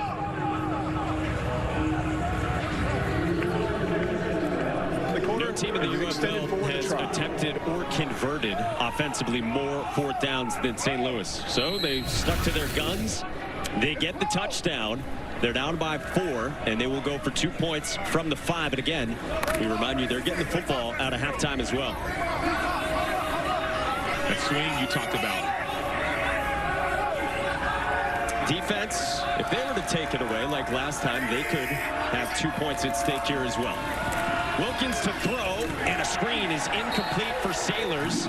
So a couple of big stops from Arlington on the extra point bids, and the Renegades, because of that, have a 4-point lead at halftime. Big-time conversion and big-time gutsy play call by Bruce Gronkowski. So you get this. Unfortunately, you don't get the 2-point conversion, but that touchdown was major. Why? Because it brings you back into the game. You've played probably your worst football of the entire season. Go to the locker room and say, hey, it's a 4-point game. They gave it their best. We gave it our worst. Let's go out and win it. That's a mentality for St. Louis. So it is halftime with Arlington in front. The UFL all season has been partnered with the U.S. Army. They collaborate on leadership development initiatives and community engagement. Such a great part of this league as well. And for more on that, down to Stormy Bonantoni. Yeah, we talk so much in this game about the importance of team. No more important team than our armed forces. And I have Sergeant First Class Salumba here with me. You've been in the Army for 19 years. You are based here in Dallas. What can you share with us about your journey? Well, I love my journey coming to the Army. Army. So a quick story about me: my parents migrated here when I was 12. I graduated high school. I actually graduated high school in the city of Dallas. Mainly, Hawthorne High School was my high school that I graduated from. From there, I enlisted in the Army in 2004. After that, I've been in the Army since, and I love it. I love every minute of it, and I'm gonna continue serving until my body's done, or till Uncle Sam kicks me out. What can you share about your specific role? My specific role in the Army is I'm an equal opportunity advisor. So I mainly advise my commander leadership on any type of discrimination factor in the organization. Ensure that everyone that's working out, to make sure that they're not, there's no type of discrimination factoring against them. Toxic-free environment and just a friendly environment. Thank you so much for your time. We so appreciate you. Thank you. Mike, back to you. Amen, Stormy. Thank you to all those who serve, and especially on this Memorial Day weekend. Hey, a very special initiative here in Arlington this weekend as well. Hats off to heroes. We had a special Jimi Hendrix-themed national anthem here at Choctaw Stadium, getting set for this one in Week 9 in the UFL. Great partnership between the U.S. Army and the United Football League. Dwayne Johnson and Danny Garcia have spoken so glowingly of what that has meant to this league. And a great scene and great initiative here before the game today. Well, with the United Football League, you get football year-round, and we're getting closer to college football. We're, 3 months away, and it's going to look different this year with expansion. 12-team playoff is on the way. 4 highest-ranked conference champs, seeded 1 through 4, will get that first-round bye as well. And look, college football right now, there is a lot happening to catch you up on 3 months away from the start of the season.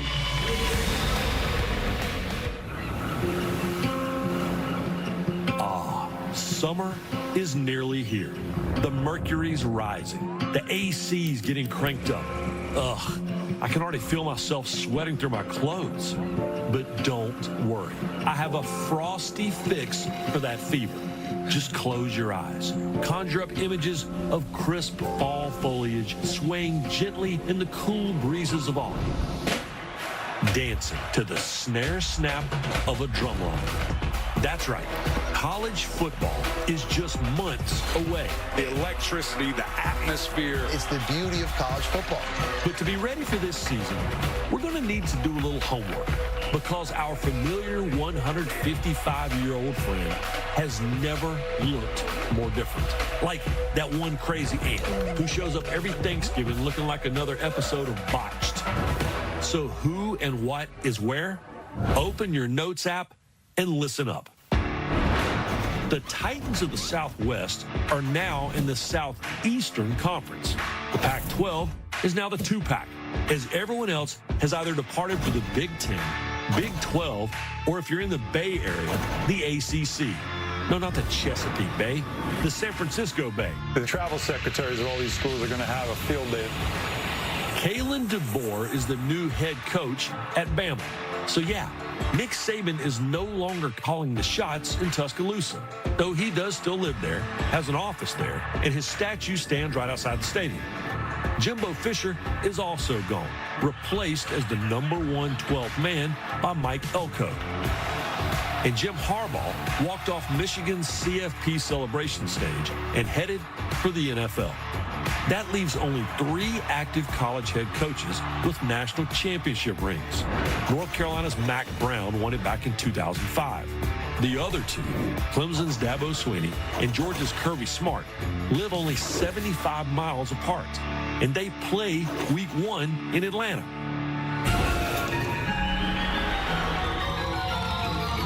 Meanwhile, the transfer portal is running like a merry-go-round driven by Max Verstappen. Washington State QB Cam Ward is now a Hurricane. Dylan Gabriel, who I'm pretty sure played for New Rockne, is now with his third team under center at Oregon. Former Clemson QB DJ Uiagalelei is now with the Tigers' nemesis and fellow ACC realignment rabble-rouser, Florida State. It is a new era of college football, transfer portal really all throughout the year. All of this while Ohio State just had a better offseason talent haul than anyone not named the Philadelphia Eagles. In Colorado, man, I don't even know what all's going on with the Buffaloes. I just know I can't stop reading Coach Prime's social media posts.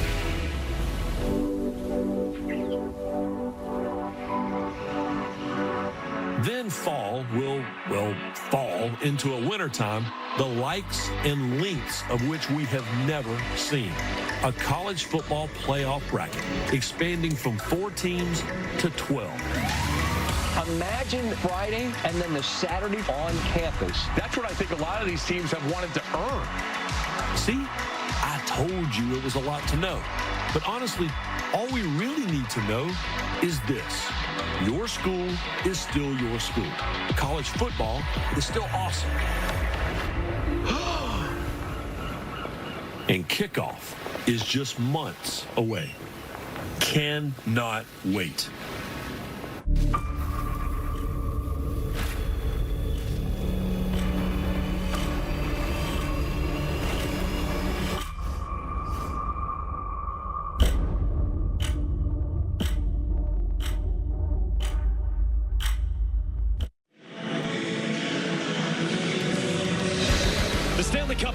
On ABC continue tomorrow with Game 3 of the Eastern Conference Final between the Rangers and Panthers coming your way at 3 Eastern. The road to the Stanley Cup Final on ABC continues. From Arlington, Texas, where we saw some trickery. Bob Stoops calls it Sooner Pass. Did it once with Baker Mayfield at Oklahoma. This presentation of the UFL will continue after these messages and a word from our ABC station.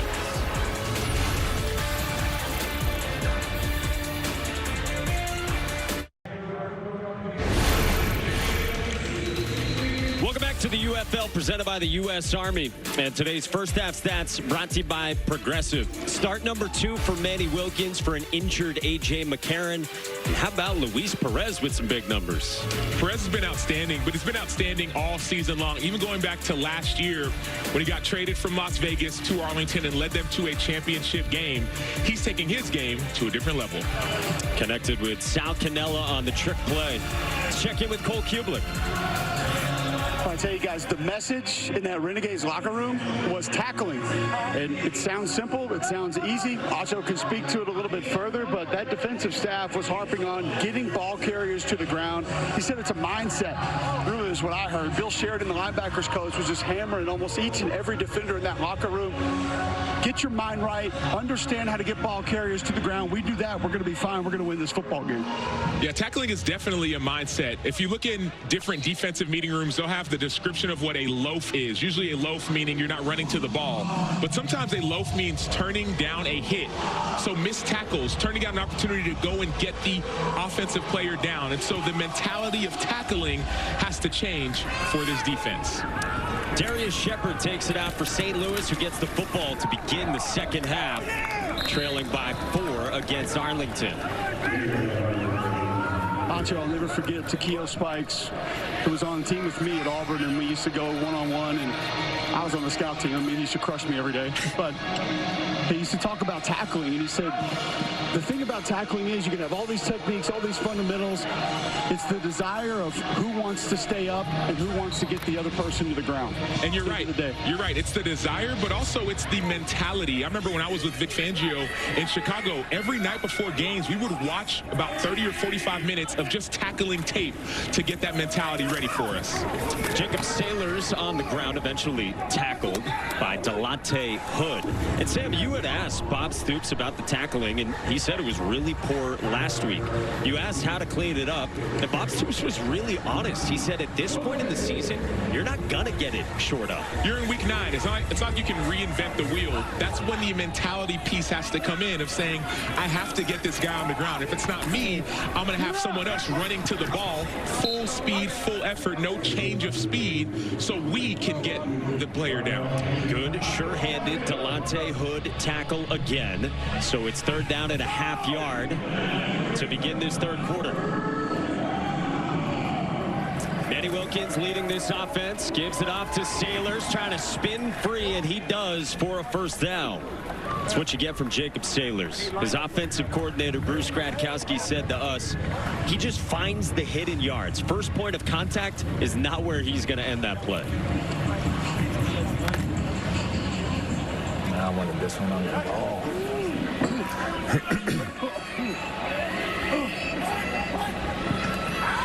There's a flinch from Steven Gonzalez. Ball start, offense, number 74. 5-yard penalty, remains 1st down. And if you're wondering, well, hey, the defense jumped first. Why is Steven Gonzalez getting called for that?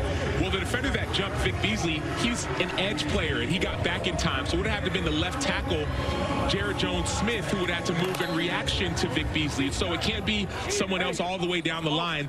That encroachment for the defense would have had to have been from the player. The offensive player would have had to react for it to be on the defense. Yeah, so it was not the left tackle, but the left guard. So 1st down and 15. And Manny Wilkins finds Hakeem Butler, who lunges out toward the 50. And it's been a quiet game so far for Hakeem Butler. That's his 1st touch. An MVP candidate who has been the most productive wide receiver in the league. And he took a couple big shots last week. But so when you have a player of the caliber of Hakeem Butler, a 6'6" receiver, 4th round pick to the Arizona Cardinals, you know his talent level and his skill level, led the XFL in touchdowns last year. You have to keep eyes on him at all times. First 4 yards of that over-under total. They air it out for Stephen Mitchell. Was he inbounds? Yes, he was. Stephen Mitchell to the 10.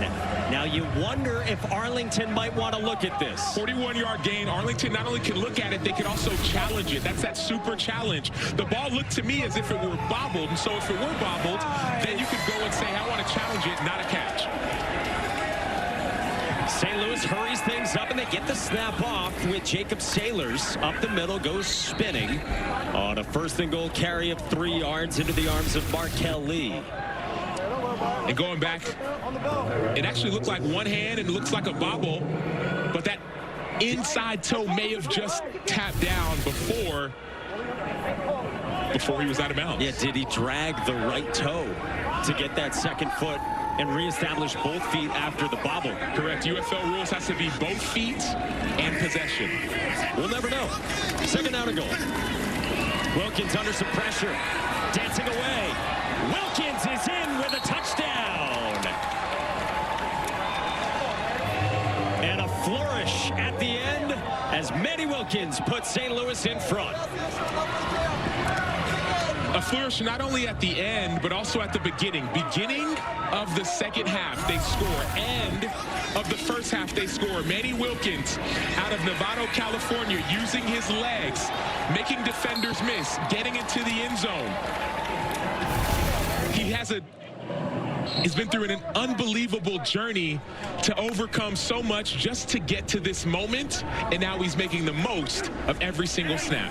Lost his father at a very young age, and then again went 5+ years between starts. Wayne Gallman spins and ends up short on a 1-point attempt as St. Louis tried to make the lead 3. Manny Wilkins is seizing his moment. 2nd start for injured A.J. McCarron, and he is delighting his offensive coordinator.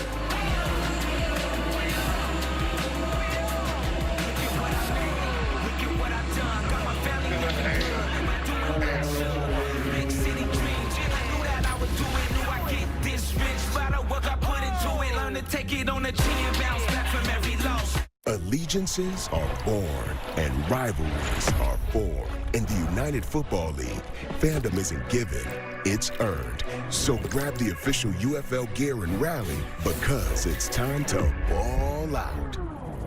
Get hoodies, shirts, hats, and more. And feel the rush of victory. Who will you choose?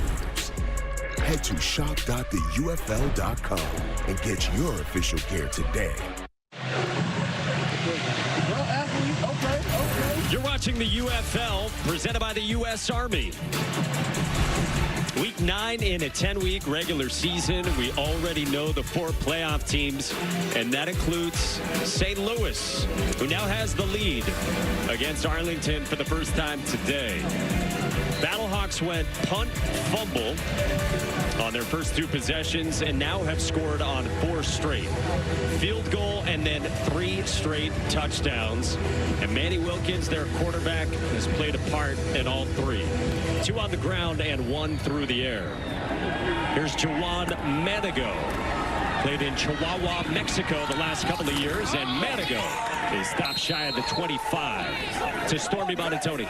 Manny, it's such a big difference going from years essentially of mental reps to being out here on the field. What did you get out of last week to bring this kind of performance out of you today?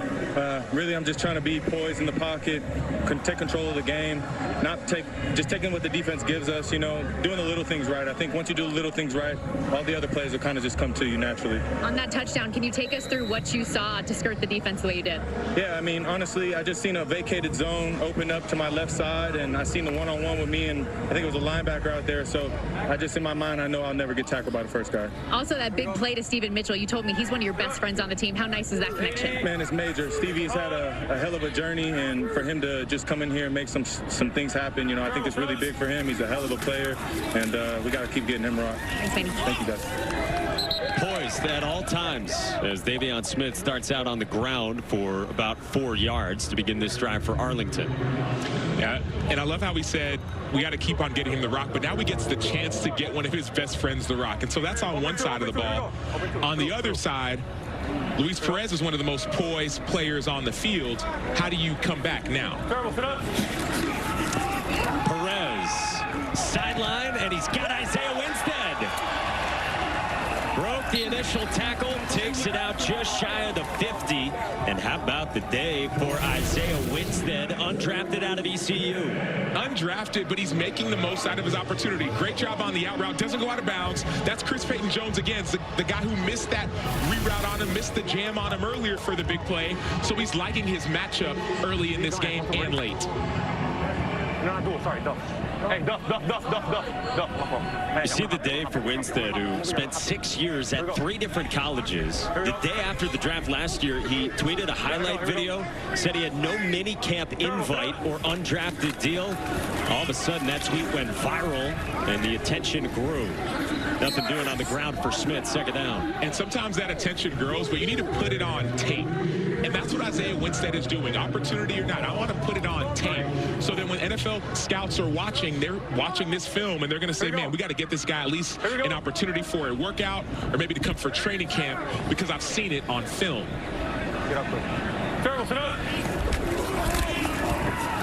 Perez got hit as he threw, and no signal yet. It's scooped up by St. Louis, and now we get whistles as St. Louis went off to the races with Chris Payton-Jones. And Cole, I don't know if y'all think about this, but as a defender, anytime that ball's on the ground, we always think you have to immediately scoop it because you never know if it could be incomplete. It always feels like defensive players are ahead of the game on that because a lot of offensive guys, you even see receivers, like a ball come out or it looks like it might be a catch and a drop and they're just going to sit there and stare at it. But most of the time, defenders, they're going to snag that thing and try to go score. And part of the reason why is that there has to be an immediate recovery. If it is, in fact, a fumble, Dean Blandino, Mike Pereira are going to look for immediate recovery. In the immediate continuing action, a clear recovery. Third down, Sal Cannella broke a tackle with a juke, and Sal Canella's got a first down. The individual effort from the former Auburn Tiger for 13 yards. And the individual intelligence. So yes, it's effort. Sal Cannella gets behind that zone, but then watch how he gets vertical right here. He gets vertical. He needed 4 more yards. He got 5. He could have ran sideways, tried to run around, but he's smart enough to get vertical when it's necessary. Trayvon Askew Henry is down injured, cousin of Darrelle Revis. We'll check on him when we come back to Texas. This presentation of the UFL will continue after these messages and a word from our ABC stations.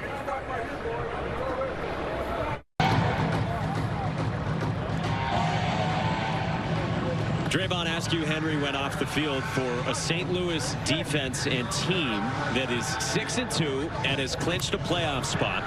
Tied for first in the XFL conference with the San Antonio Brahmas. And again, for St. Louis with a win and with a San Antonio loss against undefeated Birmingham. Coming up next right here on ABC, St. Louis would get home field in the first round. And those are the Louis Vuitton, it would appear, cleats of Sal Cannella, who learned to sew his own clothes when he was young.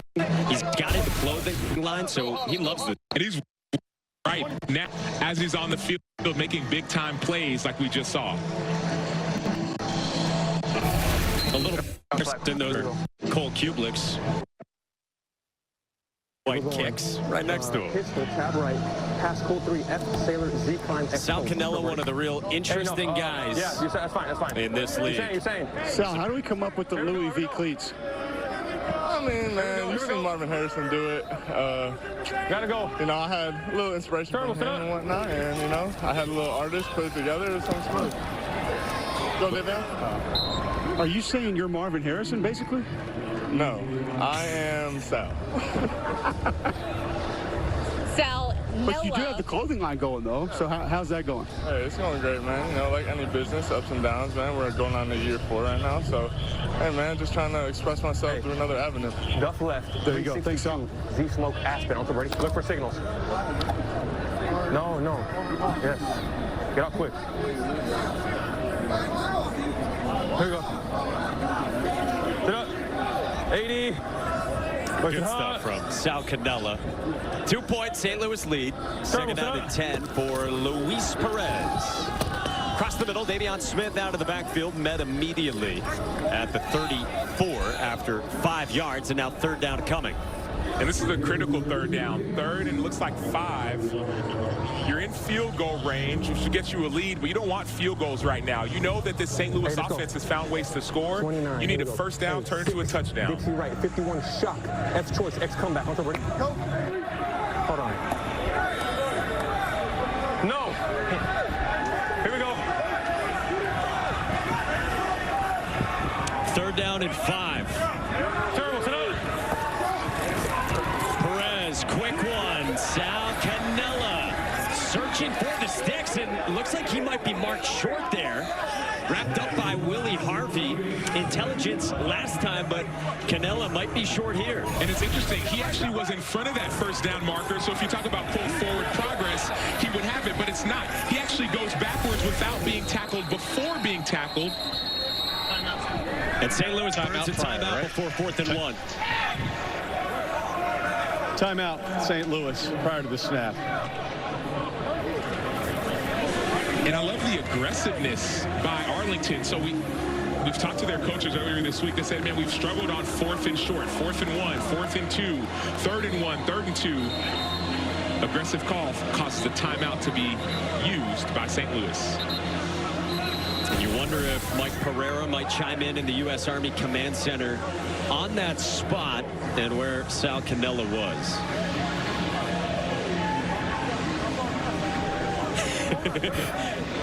And there we go.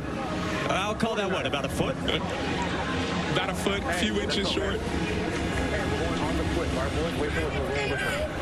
We're going, hey, on the quick, strong right hip, spider 2, V snag, on the quick, go. Strong right hip, V snag. On the quick.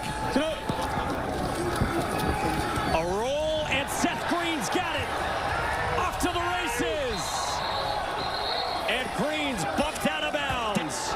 A 4th down pickup to Seth Green to set up 1st and goal. And that's the second aggressive play call by offensive coordinator Chuck Long, going to a tight end in a critical situation. 4th and short, you think it's going to be a run. We heard Bob Stoops earlier in the week say, man, hard for us to get a stop. 83, right slider, on top, ready? Gotta go!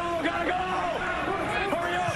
Seth Green played in Minnesota for P.J. Flecken at Houston. 29 yards, and now out of the backfield, he's got it again. Touchdown, and his first of the season puts Arlington back in front.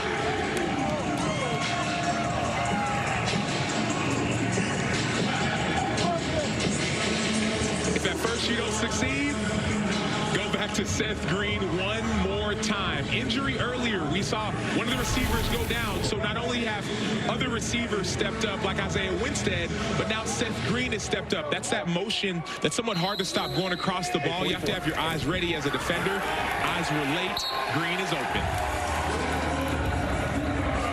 Again, no kicks on extra points in the UFL, where you can go for 1 from the 2, 2 from the 5, or 3 from the 10. League-wide conversion rate is 41%. Arlington this year, 9 for 16 coming in, going for 2. Green's got it again. The lead is 6 for the Renegades. The over hits as well, with still 6:28 to go in the third. We talked to Chuck Long earlier about the relationship between Sal Cannella, one of the tight ends, and Luis Perez, and he said it's not necessarily Sal Cannella. I want Luis to go to whoever's open. Well, you see Seth Green right here. It looks like somewhat of a nod route. Step outside and go back vertical, hard for an inside linebacker to defend unless you're planning for it, unless you know what's going to come. Green with back-to-back-to-back receptions. Cole. Got Seth Green tight end. Take me through the short yardage play first. What was the call and how were you able to get open? You know, in 13, we've been showing tendencies. OC, quarterback made a great call. Switch it up. Got it quick. Defense had to react. We had space. Got it, and then just have to convert, keep the momentum. Touchdown splitter, so you're coming flat across that line of scrimmage. Did you guys notice maybe the backers are playing it the wrong way? Yeah, you know, we've been running that play all game, all year, so just got to keep the defense honest and make sure they're covering everything. And then conversion is just like, give me the damn ball again, right? You know, just take your opportunities, make the most of them. Thanks, Steph. Yeah, appreciate y'all. Hey, E, did you tell Sloan I said what up? It's Seth Green, and he mentioned what you were alluding to, that offensive coordinator Chuck Long said to us this week, short yardage, 4th downs, 3rd downs, has been their nemesis. So Seth Green just said it. They changed up what they did with the tendencies they've been showing. St. Louis with Darius Shepard on a return out to the 42, now down by 6. Tomorrow morning, the Stars will be out for the Monaco Grand Prix. Catch the most famous race on the Formula One circuit at 9 Eastern, right here on ABC, with pre-race coverage starting at 7:30. Some of the Renegades diehards have watched a good Arlington performance against Manny Wilkins and the St. Louis Battlehawks, who are tied in their conference with the San Antonio Brahmas, who are coming up next. Arlington -2.5 on the live line. Wilkins directs, still with time, now tries to throw it away and does to the sideline as Tomasi Lalile got to him. And that's what stood out to me the most, the time that Manny Wilkins had. So great job by Lalile getting to Manny Wilkins. But that time, he's going to start to try to scramble the more time he has.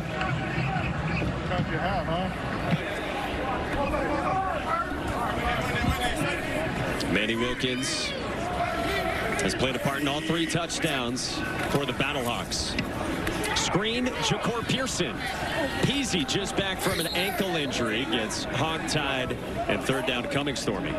Yeah, I got one of the defensive leaders here for the Battlehawks, Travis Feeney. You just gathered up this whole defense, and we're very passionate with your words. What were you telling them?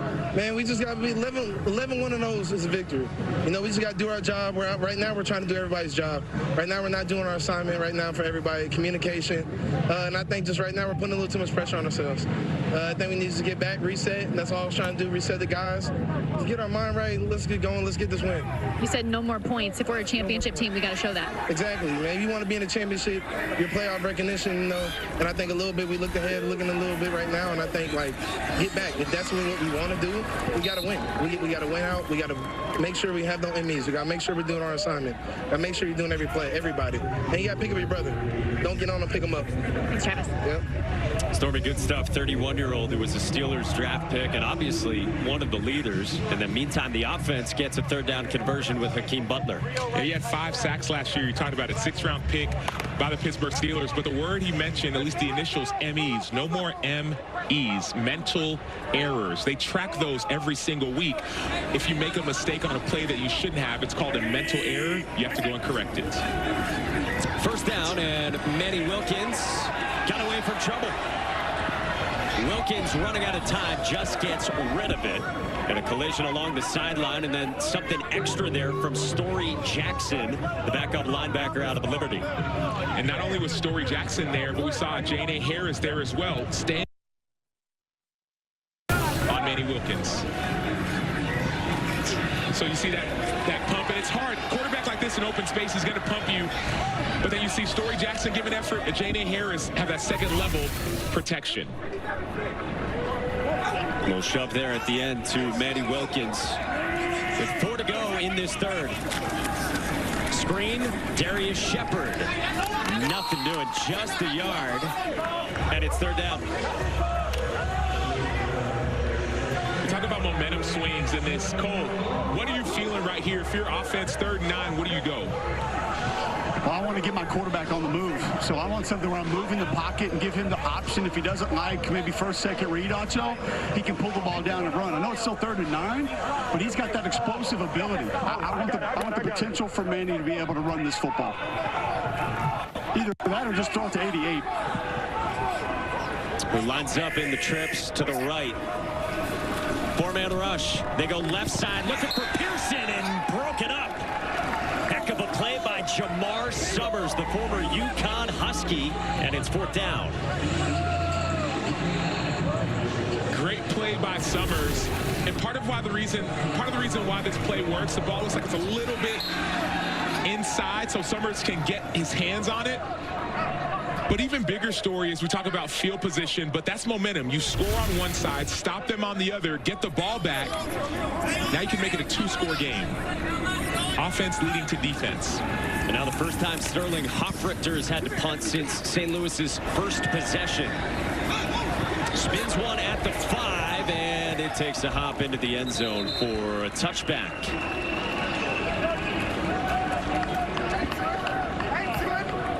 So 2:37 to go. Anthony Becht's team trailing. San Antonio still to come later today against Birmingham, who has assured itself that it will be hosting its playoff game against Michigan in a couple of weeks. But Anthony Becht said to us he thinks that Birmingham is still inclined to finish out an undefeated season. So if the Battlehawks were to come back here and win, and if Birmingham does beat the Brahmas, that would mean that St. Louis is at home in the first round. And not only that, but the championship game is in St. Louis. I've heard from a couple of the coaches and the players already. We want the rest of this season for us to play at home. We had 40,000 people there a few weeks ago, and so there's a major home field advantage in the Dome. You get a win, you get a chance to play it not only at home, but also in the championship.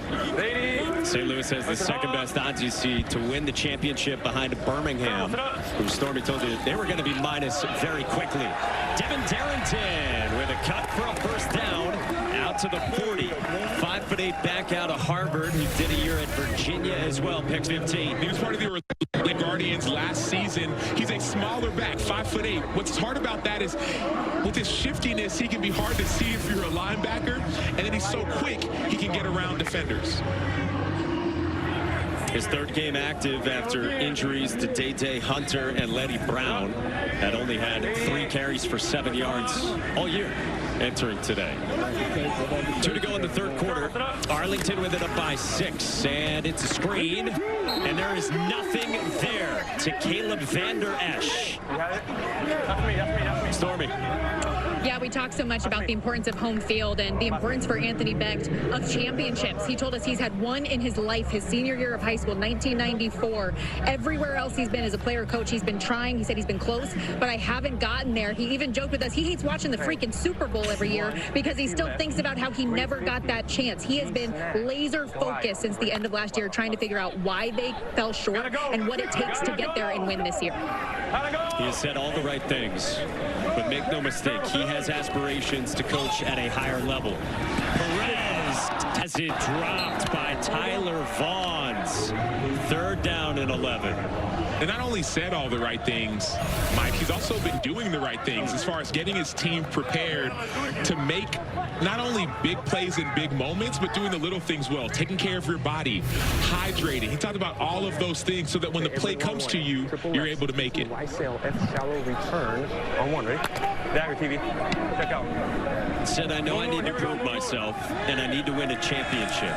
Said, I don't want handouts. It's happening quickly in coaching for some guys nowadays. He's trying to earn it. Third down and 11. Perez steps up, directs, floats, Bonds with redemption. A first down to the 40 on Keelan Kennedy to move the sticks for the Renegades. And Tyler Bonds, an all-XFL player from last year, former 5-star recruit. But watch Luis Perez. He gets up towards the line, but he stops before he crosses the line. The defenders think he's going to run. They step upfield. He gets it right behind him to the undrafted free agent from the Colts in 2021, Tyler Bonds. 25 of his 37 yards there, and now Darrington on the ground for 3 yards. Austin Fallu in on the stop. Healthy this week after the concussion last week. To close out the third quarter here at Choctaw Stadium. 1-7, Luis Perez and Bob Stoops giving St. Louis everything they can handle.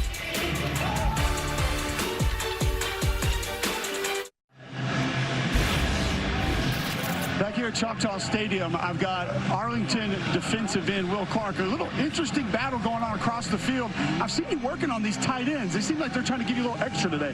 Yeah, so, you know, that's Coach Beck's position. You know, even though he's the head coach, he coaches the tight ends. And being a fellow WVU alumni like myself, I know he got some extra for me. So, you know, I just got to keep chucking away. I thought if you were both West Virginia alums, you'd be taking it easy on you there a little bit. Well, you know, that good old competitive rivalry, you know, we got to see who can get the better of the other. So, you know, I got to get them. How does this defense contain this quarterback for one more quarter? We just got to be ferocious. Just got to go, you know, go and attack them. That's the only thing you can do. You got to attack fast guys like Manny. Thanks, Will. Appreciate you. Thank you. So now we're dishing out UFL branded bucket hats. It's hot down there, man. Listen, I don't need the dome burnt, okay? Tilt it down a little for us. We got a couple more weeks of this. Okay. It's hot. We were lucky early we had the cloud cover. I didn't think it was going to be like this. And now the sun's out. I'm sweating like crazy. They offered me the hat mic, and I took it. That's Cole Cantor on the side here as we start the fourth quarter with it up by 6. Second down. Nice catch by the athletic tight end. And Seth Green, who's got a first down, and he has been involved throughout this second half. Yeah, the former quarterback, 6'4", 240. But I love Keelan Kennedy, number 2, keeping it inside, really playing it from outside in, so the inside-out defenders can make that tackle. Also, isn't it crazy how many tight ends these days are former quarterback? Dawson Knox came out of Ole Miss, former quarterback. Caden Prescore in their tight end right now. He's a high school quarterback.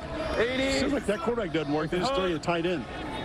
And PJ Fleck loved using Green as a wildcat option as well.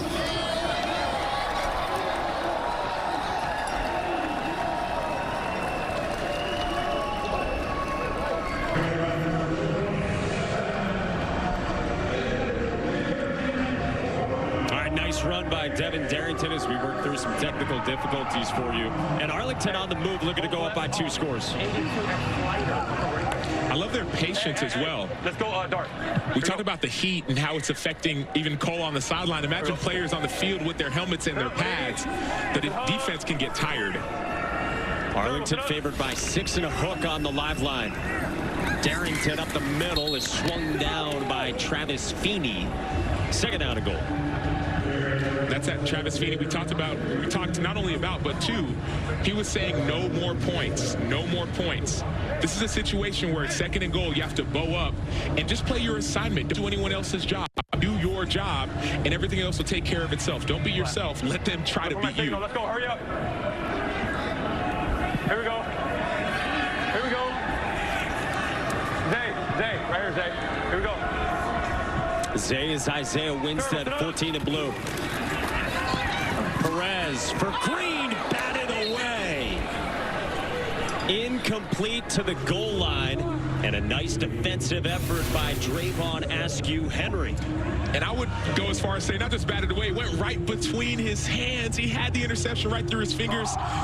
This dude went to the same high school, Aliquippa High School, as 3 NFL Hall of Famers, Mike Ditka, Ty Law, Darrell Revis. We talked about it earlier. He comes from extreme talent. He's got to finish that one. Cousins by marriage with Darrell Revis, who Draymond considers a mentor. And now Luis Perez and Arlington will use their first timeout in the second half. Huh? Let's listen in with Luis. 44, wristband 44. 34, what is that?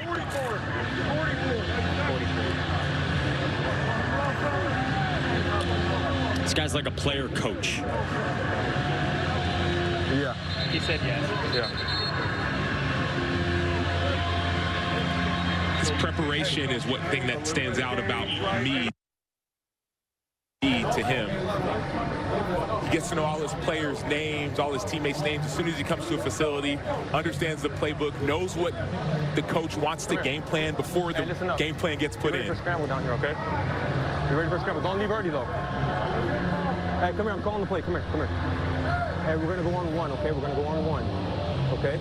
We're going to stay in here. 5, Dixie left, okay? 5, Dixie left, 50. Y bounce, F choice, X hammer, Z swirl, okay? On 1, ready? Hitch. Third down and goal. A guy that Chuck Long, his offensive coordinator, told us the most prepared quarterback Chuck Long's ever been around. Hey, dragon. Here we go. Terrible, sit up. 5 wide, pressure, quick release. Sal Cannella swarmed just the yard with Tim Harris on the scene, and 4th down and goal. And I love the word you use, swarmed, because not only is it Tim Harris, but it's also Cam Kelly. Cam Kelly didn't make the tackle, but he had effort around the ball. Remember, he recovered that muff fumble earlier in the game. And then Tim Harris has that same kind of effort. 6th-round pick in 2019 to the 49ers. He hurt his groin in training camp, spent that year in IR. So as you swarm to the football, even if you miss the tackle, one of your friends will be there as long as everyone's running to the ball. This is to make it a 9-point lead, which in this league is still a 1-score game. And Jonathan Garibay is good to make it 30-21 Renegades. 9-point game in week 9 in the UFL. This presentation of the UFL will continue after these messages and a word from our ABC stations.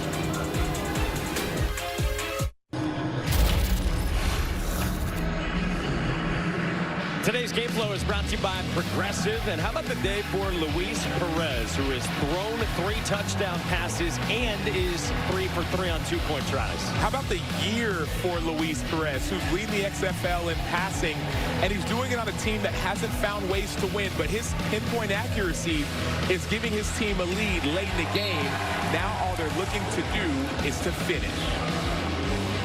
His offensive coordinator, Chuck Long, told us this week, I hope Luis Perez gets an NFL shot, because he'd be really good for a pro team to bring into a camp. And Chuck Long went so far as to say that Luis Perez has made Chuck Long, a Heisman runner-up, appreciate everything that comes with playing QB again. Because it's that joy, not even just of playing QB, Mike, but it's also about playing football again. I mean, he comes in with the same type of passion and preparation and patience and poise every single week, no matter the circumstance. The preparation, at least from Chuck Long's perspective, is unparalleled. That brings him a great sense of joy in his player. Blake Jackson thought Darius Shepard was going to field the return, and so with the ball down in the end zone, Jackson goes to touch it, and it'll be a touchback. Hey, the Week 10 UFL schedule begins Saturday with Michigan and Birmingham on ESPN, and then San Antonio and St. Louis at 4 on Fox. Sunday at noon on ABC, it's Arlington against DC, and Fox has Houston and Memphis at 7 Eastern. Well, confusion there on the return between Blake Jackson and Darius Shepard, but a touch back in the end for St. Louis to set things up from the 25. And speaking of setting things up, so St. Louis down by 9 points. In the UFL, that's a 1-score game. It's a touchdown, then a 3-point conversion. But they're doing it with their backup quarterback. Remember, starter A.J. McCarron, he's out. He was out last week. He's out this week as well. And so Manny Wilkins hasn't been as effective this week with his arm as he was last week, but with his legs, he's just as effective as he was in the week prior. Piloting St. Louis, who right now on the live money line is plus 500. Would have to bet 50, or rather bet 10 to get 50. And St. Louis opened as 2.5-point favorites. This is incomplete, the ruling on Manny Wilkins' throw in the direction of a Janae Harris. Second down. But still, to the point that Cole and I were making earlier, even if it's ruled incomplete, that ball's on the ground, you got to pick it up if you're a Janae Harris out of USC. Why? Because you might go back and look at the replay, and it may be an empty hand. And if you have an immediate recovery, then it will be your ball. But if the ball just lays on the ground, even if it was a fumble, they'll still give the ball back to the offense. St. Louis down 9. They've already clinched a playoff spot, but they want home field. Jacob Sailors slides down near the 30, brings up third down and medium. And this is where a quarterback's legs get extremely dangerous. I love the word you said, third and medium. It's not third and 15 or 20, it's third and 5. And so if that first read isn't open, the second read isn't open, this is the time where Manny Wilkins likes to scramble and use his legs. Not scramble to pass, but scramble and try and tuck it and run. Former Arizona State quarterback. With Jacob Sailors beside him. Four-man rush. Wilkins, sideline for Pearson, who made the catch for a first down. Arlington wanted a hold. They don't get it, and St. Louis has a fresh set of downs. And they can still challenge, though they didn't get it. So there's a super challenge in the UFL. You see St. Louis getting the ball fast, so Arlington doesn't have time to challenge that it could have been holding. Boy, it feels like a good spot for it, but Bob Stoops doesn't use it. Stevie Mitchell on a screen. Gets only a yard. Mike, I'm standing right down here next to Coach Stoops. I don't think that was even a real possibility to challenge. He definitely wanted the hold. The entire sideline was yelling it. You saw a couple of players kind of holding their jersey, but there was no real intent to go for that flag right there. Again, you see it on the scorebook, and as Sam laid out, beneath the 2 timeouts left for Arlington, that red chiclet indicates the Renegades have that super challenge to use. Sailors met in the backfield and wrapped up. Willie Taylor was the first man to him, and now it's third down. And now it's not third and medium, Mike, to your point. Now it's third and long, third and 9. Usually these are obvious pass situations. Willie Taylor is slow to get up, the edge rusher out of FCS Eastern Kentucky. 9.5 to go in Arlington.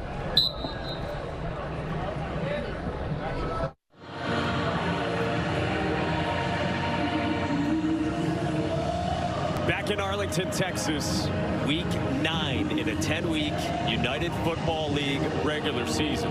Sam Acho, Cole Kublik, Stormy Bonantoni, I'm Mike Monaco, our entire crew behind the scenes. With 9.5 to go, St. Louis knows it's going to the playoffs, but they want home field at the best atmosphere in this entire league if they can do it. And Arlington's trying to do everything they can to keep them from getting home field. Renegades with a little trouble shuffling on defensive personnel here, and so I think Bob Stoops might have to burn a timeout, and he does. So he's down to 1 remaining. Delonte Hood had come onto the field off the sideline right before the snap, then stepped back. And so just 1 left for the Renegades with still 9+ minutes to go. Cole, how frustrating is it when you just come off of a TV timeout to have to use another one? It just doesn't feel like it should ever have to happen. I mean, you've gotten everything's buttoned up, T's crossed, I's dotted, you know your personnel, you know formation, you know the call. It just, I don't know, Acho. It's always amazing when it takes place to me. Never should happen. For an Arlington team that is 1-7, tied for the worst record in the league. But Sam cited others around this league earlier who have said might be the best 1-7 team ever. And 5 of the 7 losses for Arlington have been by 1 score. Their defense is trying to get off the field. This is a big 3rd down and 9 for Manny Wilkins and St. Louis. Wilkins bounces it incomplete in the direction of Blake Jackson, and it's 4th down, and the punt team comes out for the Battlehawks. And one thing of note in the UFL, there's a running clock. And so as you just saw, it's an incomplete pass. Why is the clock still going? Well, outside of those last 4 minutes, the clock will continue to run. Excuse me, the last 2 minutes, the clock will continue to run. So that incomplete pass is critical because now a 9-point lead, Arlington may get the ball back and be able to run a lot more time off the clock.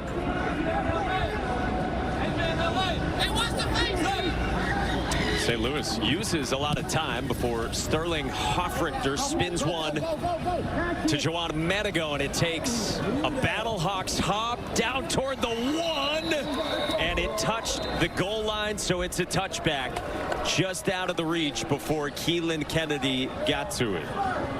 Game 3 of the NBA's Eastern Conference Finals is tonight at 8:30 Eastern here on ABC. The Celtics grab the lead in the series, and the Pacers are looking to turn the series around. Down 2-zip with coverage tipping off at 8 with NBA Countdown. Okay, so clock management-wise, how do you approach this if you're Arlington? With the lead and trying to soak more time, but maybe some balance of staying aggressive too? I still want to be aggressive because of the rhythm that Luis Perez is in. Some of his passes look like handoffs, and so I have no issue with the being aggressive because run or pass, the clock does still run. Yep. Even at 1-7, this has been a chance for all these players on both teams to put out some tape in their quest to get back or to the NFL. Davion Smith, right side for about 2.5 yards. Luis Perez even said 2 weeks ago, we're trying to also prove to everyone that they left out the wrong team from the playoffs. Said we're trying to get hot down the stretch. Grabbed a win a couple of weeks ago. They're only one this year. And would love to add on another against St. Louis. On 1, ready? On 1. Heard that tunnel call. I'm expecting tunnel screen. What does that do for offensive line? Well, you got to get out quick because that tunnel screen is going to come back towards the football. It's to Manigo. Tunnel screen. And nowhere to go. Mike Rose got to him, and now 3rd down and long. Man, that's brilliant recognition by Mike Rose out of Iowa State, Big 12 Defensive Player of the Year. He started as a freshman. We talk about being cerebral, but he does it for himself and does it for other people. Him making plays helps other people be better. Trough right, 7-7-6, double swirls. On top, ready? 7-7-6. Yes, over the ball. Anthony Beck's hoping that Mike Rose stays healthy the rest of the year and gets back to the NFL. Midway through the 4th quarter, it's 3rd down and 7 for Luis Perez. Right side, wants Winstead, and it's dropped. Had a step on Chris Payton-Jones. 4th down. The matchup that we've been watching all game long, Isaiah Winstead versus Chris Payton-Jones. Chris Payton-Jones played for the Seattle Sea Dragons last year, one of the best defenders in the XFL, as it was called last year. But in a new defense, there may be new types of coverage, but either way, you have to be better, have to play it tighter. But Isaiah Winstead, of course, he wants to bring that one down. So only about 2 minutes go by from a St. Louis perspective. Force Arlington into a 3-and-out, and Marquette King got a low one away. Might have been tipped. Takes a bounce inside the 30, and a friendly roll for Arlington. Looks like Cam Kelly got a piece of that, so it sets up Manny Wilkins deep in Battlehawks territory, making his 2nd start for an injured A.J. McCarron. And he's been relatively good. A couple balls that have been off target, but his receivers have stepped up and made tough catches. And then look at him. He's looking the safety off. Great ball again. And then he's used his legs. So he's gotten out quickly, also used his legs. He said at the beginning of the game, he said, I want to get it to my playmakers. And that's exactly what Manny Wilkins has done. He's got the ball out to his playmakers. And when he's needed to make a play, he's done it with his legs. 1 through the air and 2 on the ground for Manny Wilkins. Battlehawks down by 9. Jacob Sailors up the middle with a 1st down past the 35, Stormy.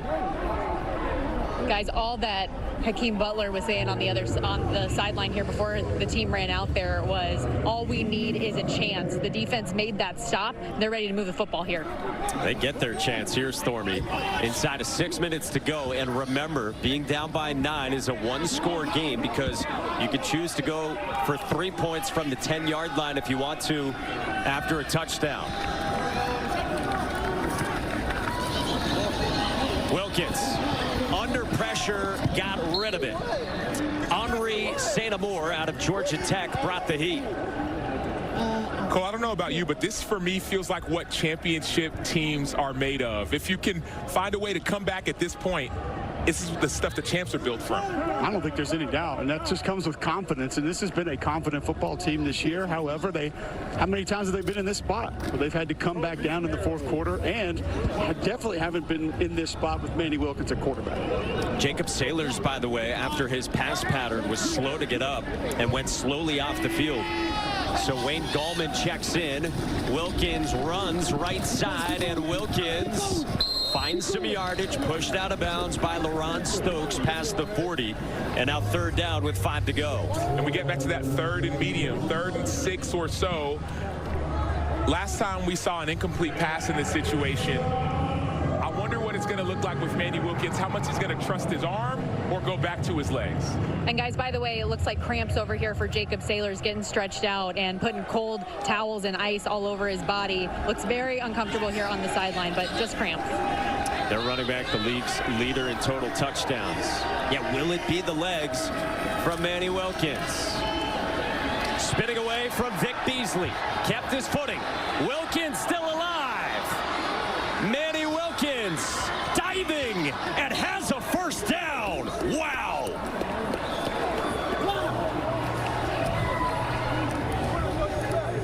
I don't have words.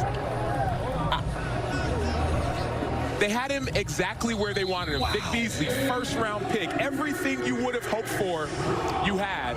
And Manny Wilkins, in the 98-degree heat, makes everybody on the field miss and gets a first down by half an inch. As hard-earned a 5 yards as you will find, but his left guard, Steven Gonzalez, one of the captains on this team, former All-Big Ten lineman at Penn State, slow to get up. Hey, Mike, speaking of linemen, I'll tell you this, 62, Abdul Beecham stayed at the line of scrimmage and stayed in front of his defender that entire play, and that was the last cut that Manny Wilkins made to be able to score it ahead and grab first down yardage. We look in on the U.S. Army Command Center, Cole, with Mike Pereira. And you mentioned Beecham, who is getting the start for the veteran Vidal Alexander at right guard, who's out with a toe injury this week. And Anthony Becht is hopeful he'll be back next week. And Mike Pereira looking at the spot here. So everything is reviewed, at least every reviewable play. So line to gain, catch, no catch. So this is that line to gain that is being reviewed in the U.S. Army Command Center without being challenged. By the way, we apologize for the technical difficulties here in Arlington, Texas, with our one camera waiting on the verdict from Mike Pereira.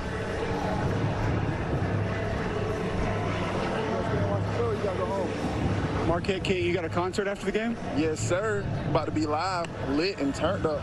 What's our first song? I Can Kick a Ball. Never thought I'd ever make a song. I didn't ask you to kick a ball. I asked your first song. That's the name of the first song.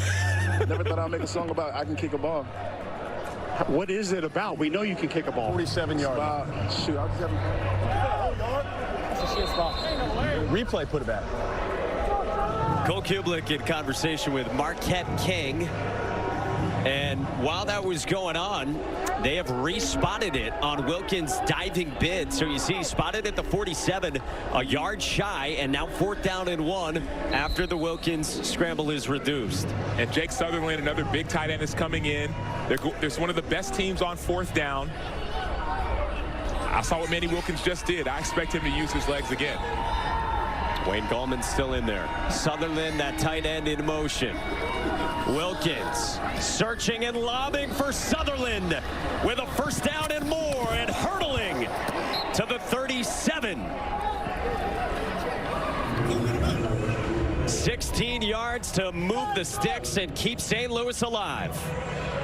The man who scored the first touchdown of the season for his team. Has been a dream of his to play professional football. Makes the most of every single opportunity. Jake Sutherland out of Morehead State. His first catch today and only his 9th of the season. Coming up on 3 to go. Wilkins trying to dance away from Clark. And Manny Wilkins has to get rid of it over the head of his teammate A.J. McCarron. I love that play by Will Clark, because one thing that we're taught as defenders is, hey, anytime a fast guy tries to stop, he's going to stop and try and juke you outside. It happened earlier to Will Clark, so we learned from it. He had outside leverage, didn't allow Manny Wilkins to get his outside shoulder free, and then Will Clark was able to make the stop. So the clock continues to roll, and again, it will go this way even on incompletions once the ball is respotted up until the 2-minute mark. So approaching that here in the 4th quarter in week 9 in this 10-week season. Wilkins, sideline for Pearson. Oh! Intercepted by Stevie Jones. How do you do?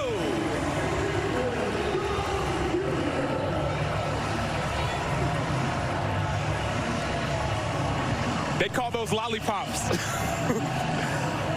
So he looked open, but that ball floated up in the air just a little too long, and Stevie Jones came from his safety position and high-pointed the ball. So instead of waiting for the ball to come down to the receiver, the ball hung up in the air just a tad too long. Stevie Jones comes from the middle of the field, high-points it, gets that second foot down. UFL rules, interception, Arlington ball.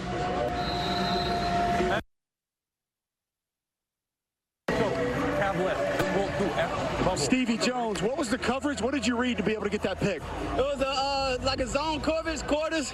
One go in, I got 2 coming out. Yep. See ball, go get ball, man. Make plays. What is the turnover cowboy hat? What do we got? You know it. Renegades, man. Raise the hell, man. Let's go. There it is, fellas.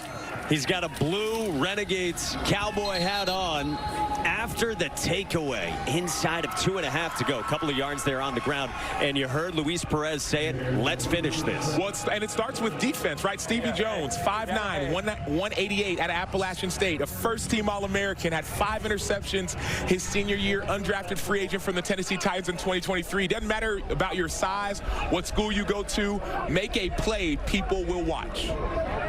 2-minute warning. 2nd down, St. Louis with 2 timeouts left in desperation mode. This presentation of the UFL will continue after these messages and a word from our ABC stations. Come out victorious. Panthers on 3. 1, 2, 3. 3rd rushing touchdown of the day. The legend of Jake Bates grows to gargantuan proportions. Martinez throws down the seam, and what a catch! Martinez wants it himself. He's got it. This man is taking over the United Football League.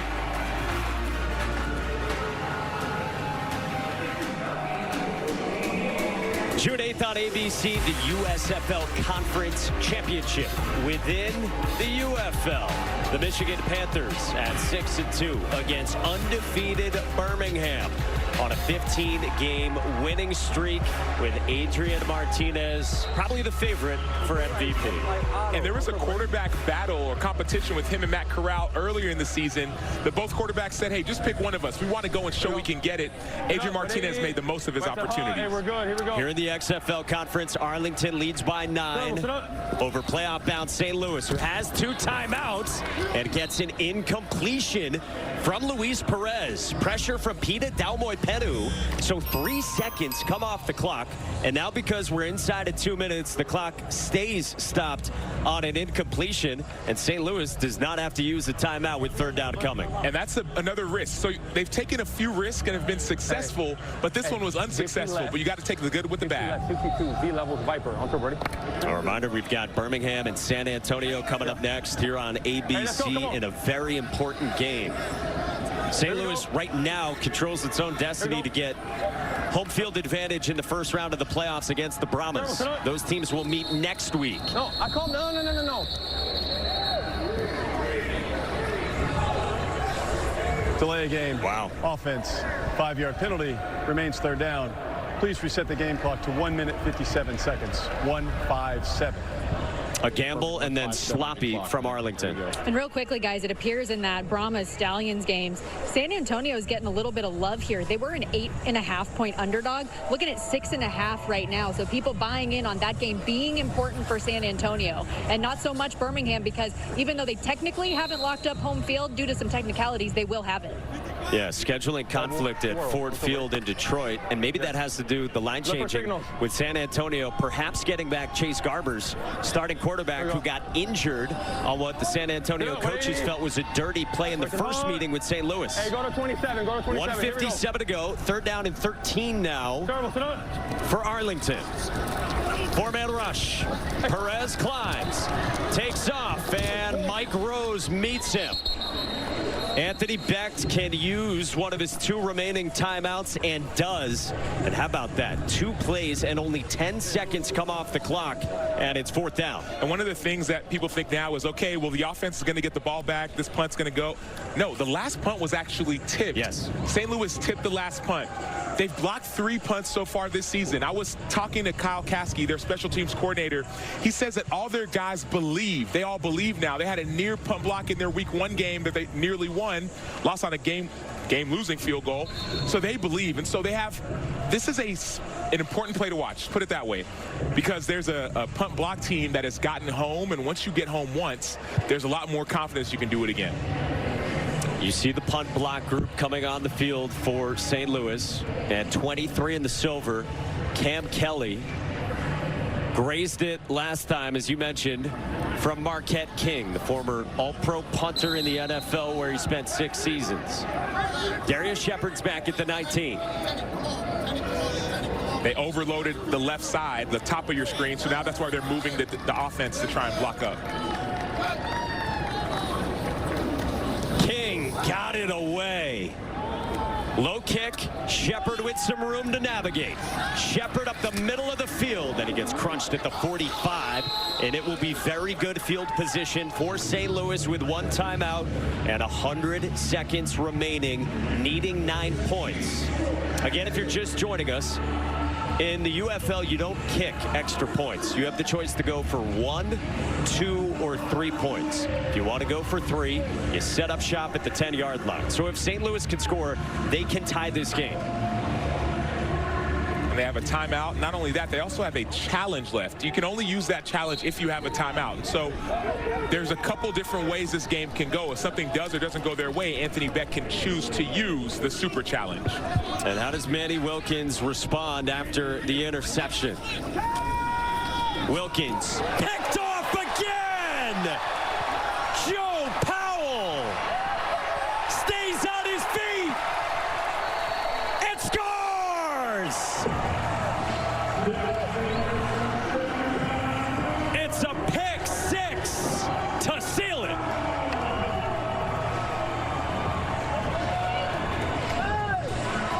The veteran out of Globe Junior College. Big time play under review. It is. He remained inbounds the whole way, so I'm confirming the touchdown.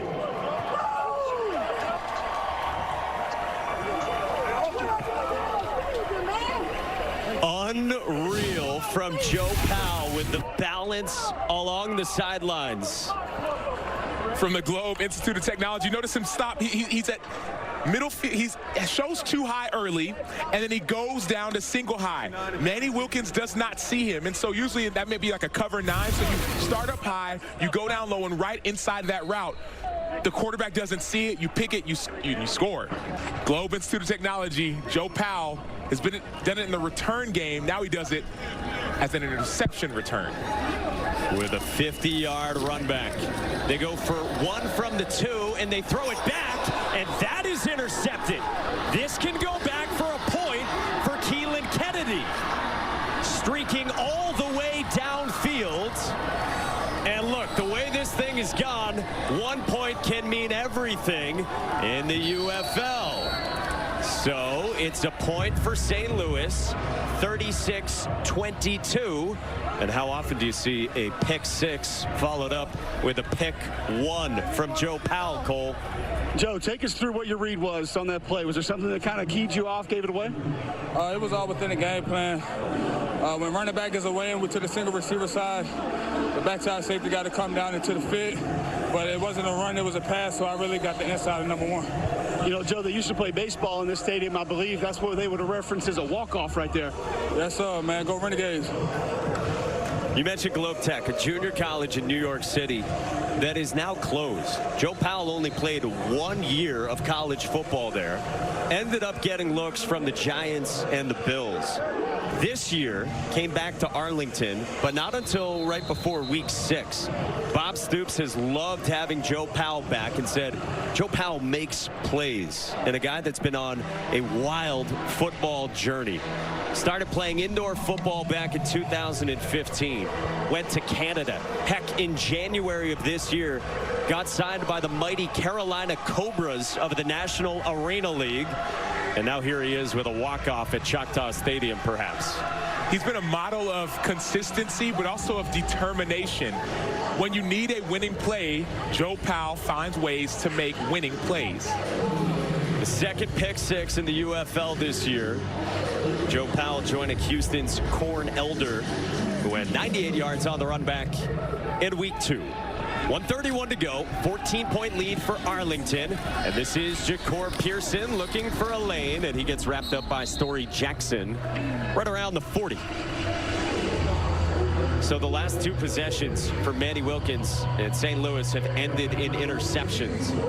Down 14, 1 timeout left, and yeah, perhaps a walk-off indeed, and too large a deficit for the Battlehawks. And for those who track this kind of thing, guys, Manny Wilkins 8 yards away from his passing yards prop. You're actually relieved if you bet him that they had the pick brought all the way back home so they have a chance to get the ball again. You know they're going to have to pass it downfield. So that prop very much so still in play here as well.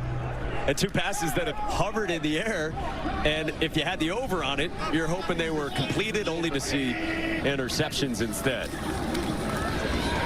Wilkins takes the deep shot for Stevie Mitchell, but it's out of bounds. So 1:18 to go, and second down coming for St. Louis. Cole, what do you tell a young quarterback, at least a young quarterback in the system, if you're a veteran offensive lineman, veteran in that locker room, in that huddle? Well, basically, it's just, this is where it counts. This is where we make our money.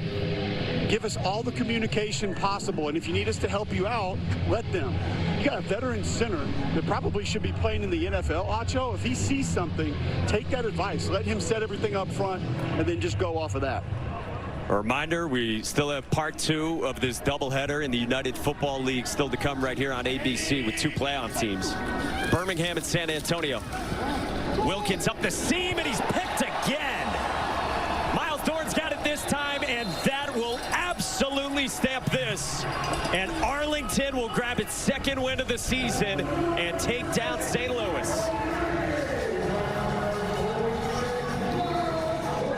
So Miles Dorn's dad played in the NFL for 7 years. Miles Dorn, 6'1", 214 out of North Carolina, undrafted free agent to the Tennessee Titans in 2020. He has big-time game experience. But this Renegades team, bigger picture, bigger story, to be 1-7, to have lost the way you lost last week, at least played the first half the way you played defensively, they have responded to monumental levels, to the coaching, to Bob Stoops, to everyone in that locker room to come out this way. Man, and how about the significance of this? Now, San Antonio will be a half game ahead of St. Louis, who again has the best atmosphere in this league, and it is a tough place to go in the playoffs in front of maybe 40,000, perhaps more than that. And now San Antonio controls its own destiny. They've got this huge matchup with Birmingham, who doesn't have a ton to play for in terms of hosting. They already know they will host in the first round, but they haven't lost in more than a calendar year. And then on top of that, you're talking about a San Antonio team that next week will get St. Louis again, and that could be significant if Birmingham were to win. Birmingham plays for pride, and they haven't lost in over a year. And so that game that's coming up right after this is going to mean everything for Birmingham, and it's already meaning everything for San Antonio. huge stakes to unpack the rest of the football day here on ABC. St. Louis had thrown 3 interceptions all season, and in the 4th, St. Louis threw 3 more, and Arlington came away with the takeaways and a huge second win of the season for the Bob Stoops-led Renegades. Cole, that was something. A lot of mayhem there in the final 5 minutes of that football game, but I think one thing I'm going to take away from this one is Manny Wilkins is special. He's dynamic, but we may have seen the importance of A.J. McCarron in the final quarter of this football game today. Yeah, that's the other angle to this as well. How healthy is A.J. McCarron next week if that game does mean something, depending on this San Antonio outcome, and more importantly in the playoffs, what is the health of A.J. McCarron's ankle? We will see, and it is going to be quite the ride the rest of the way. Big time play by Arlington, but even bigger time game coming up after this. And then next week, UFL home field advantage on the line. I cannot wait to watch. Don't go anywhere. For Sam, Cole, Stormy, and our entire excellent crew all season, Mike Monaco saying so long.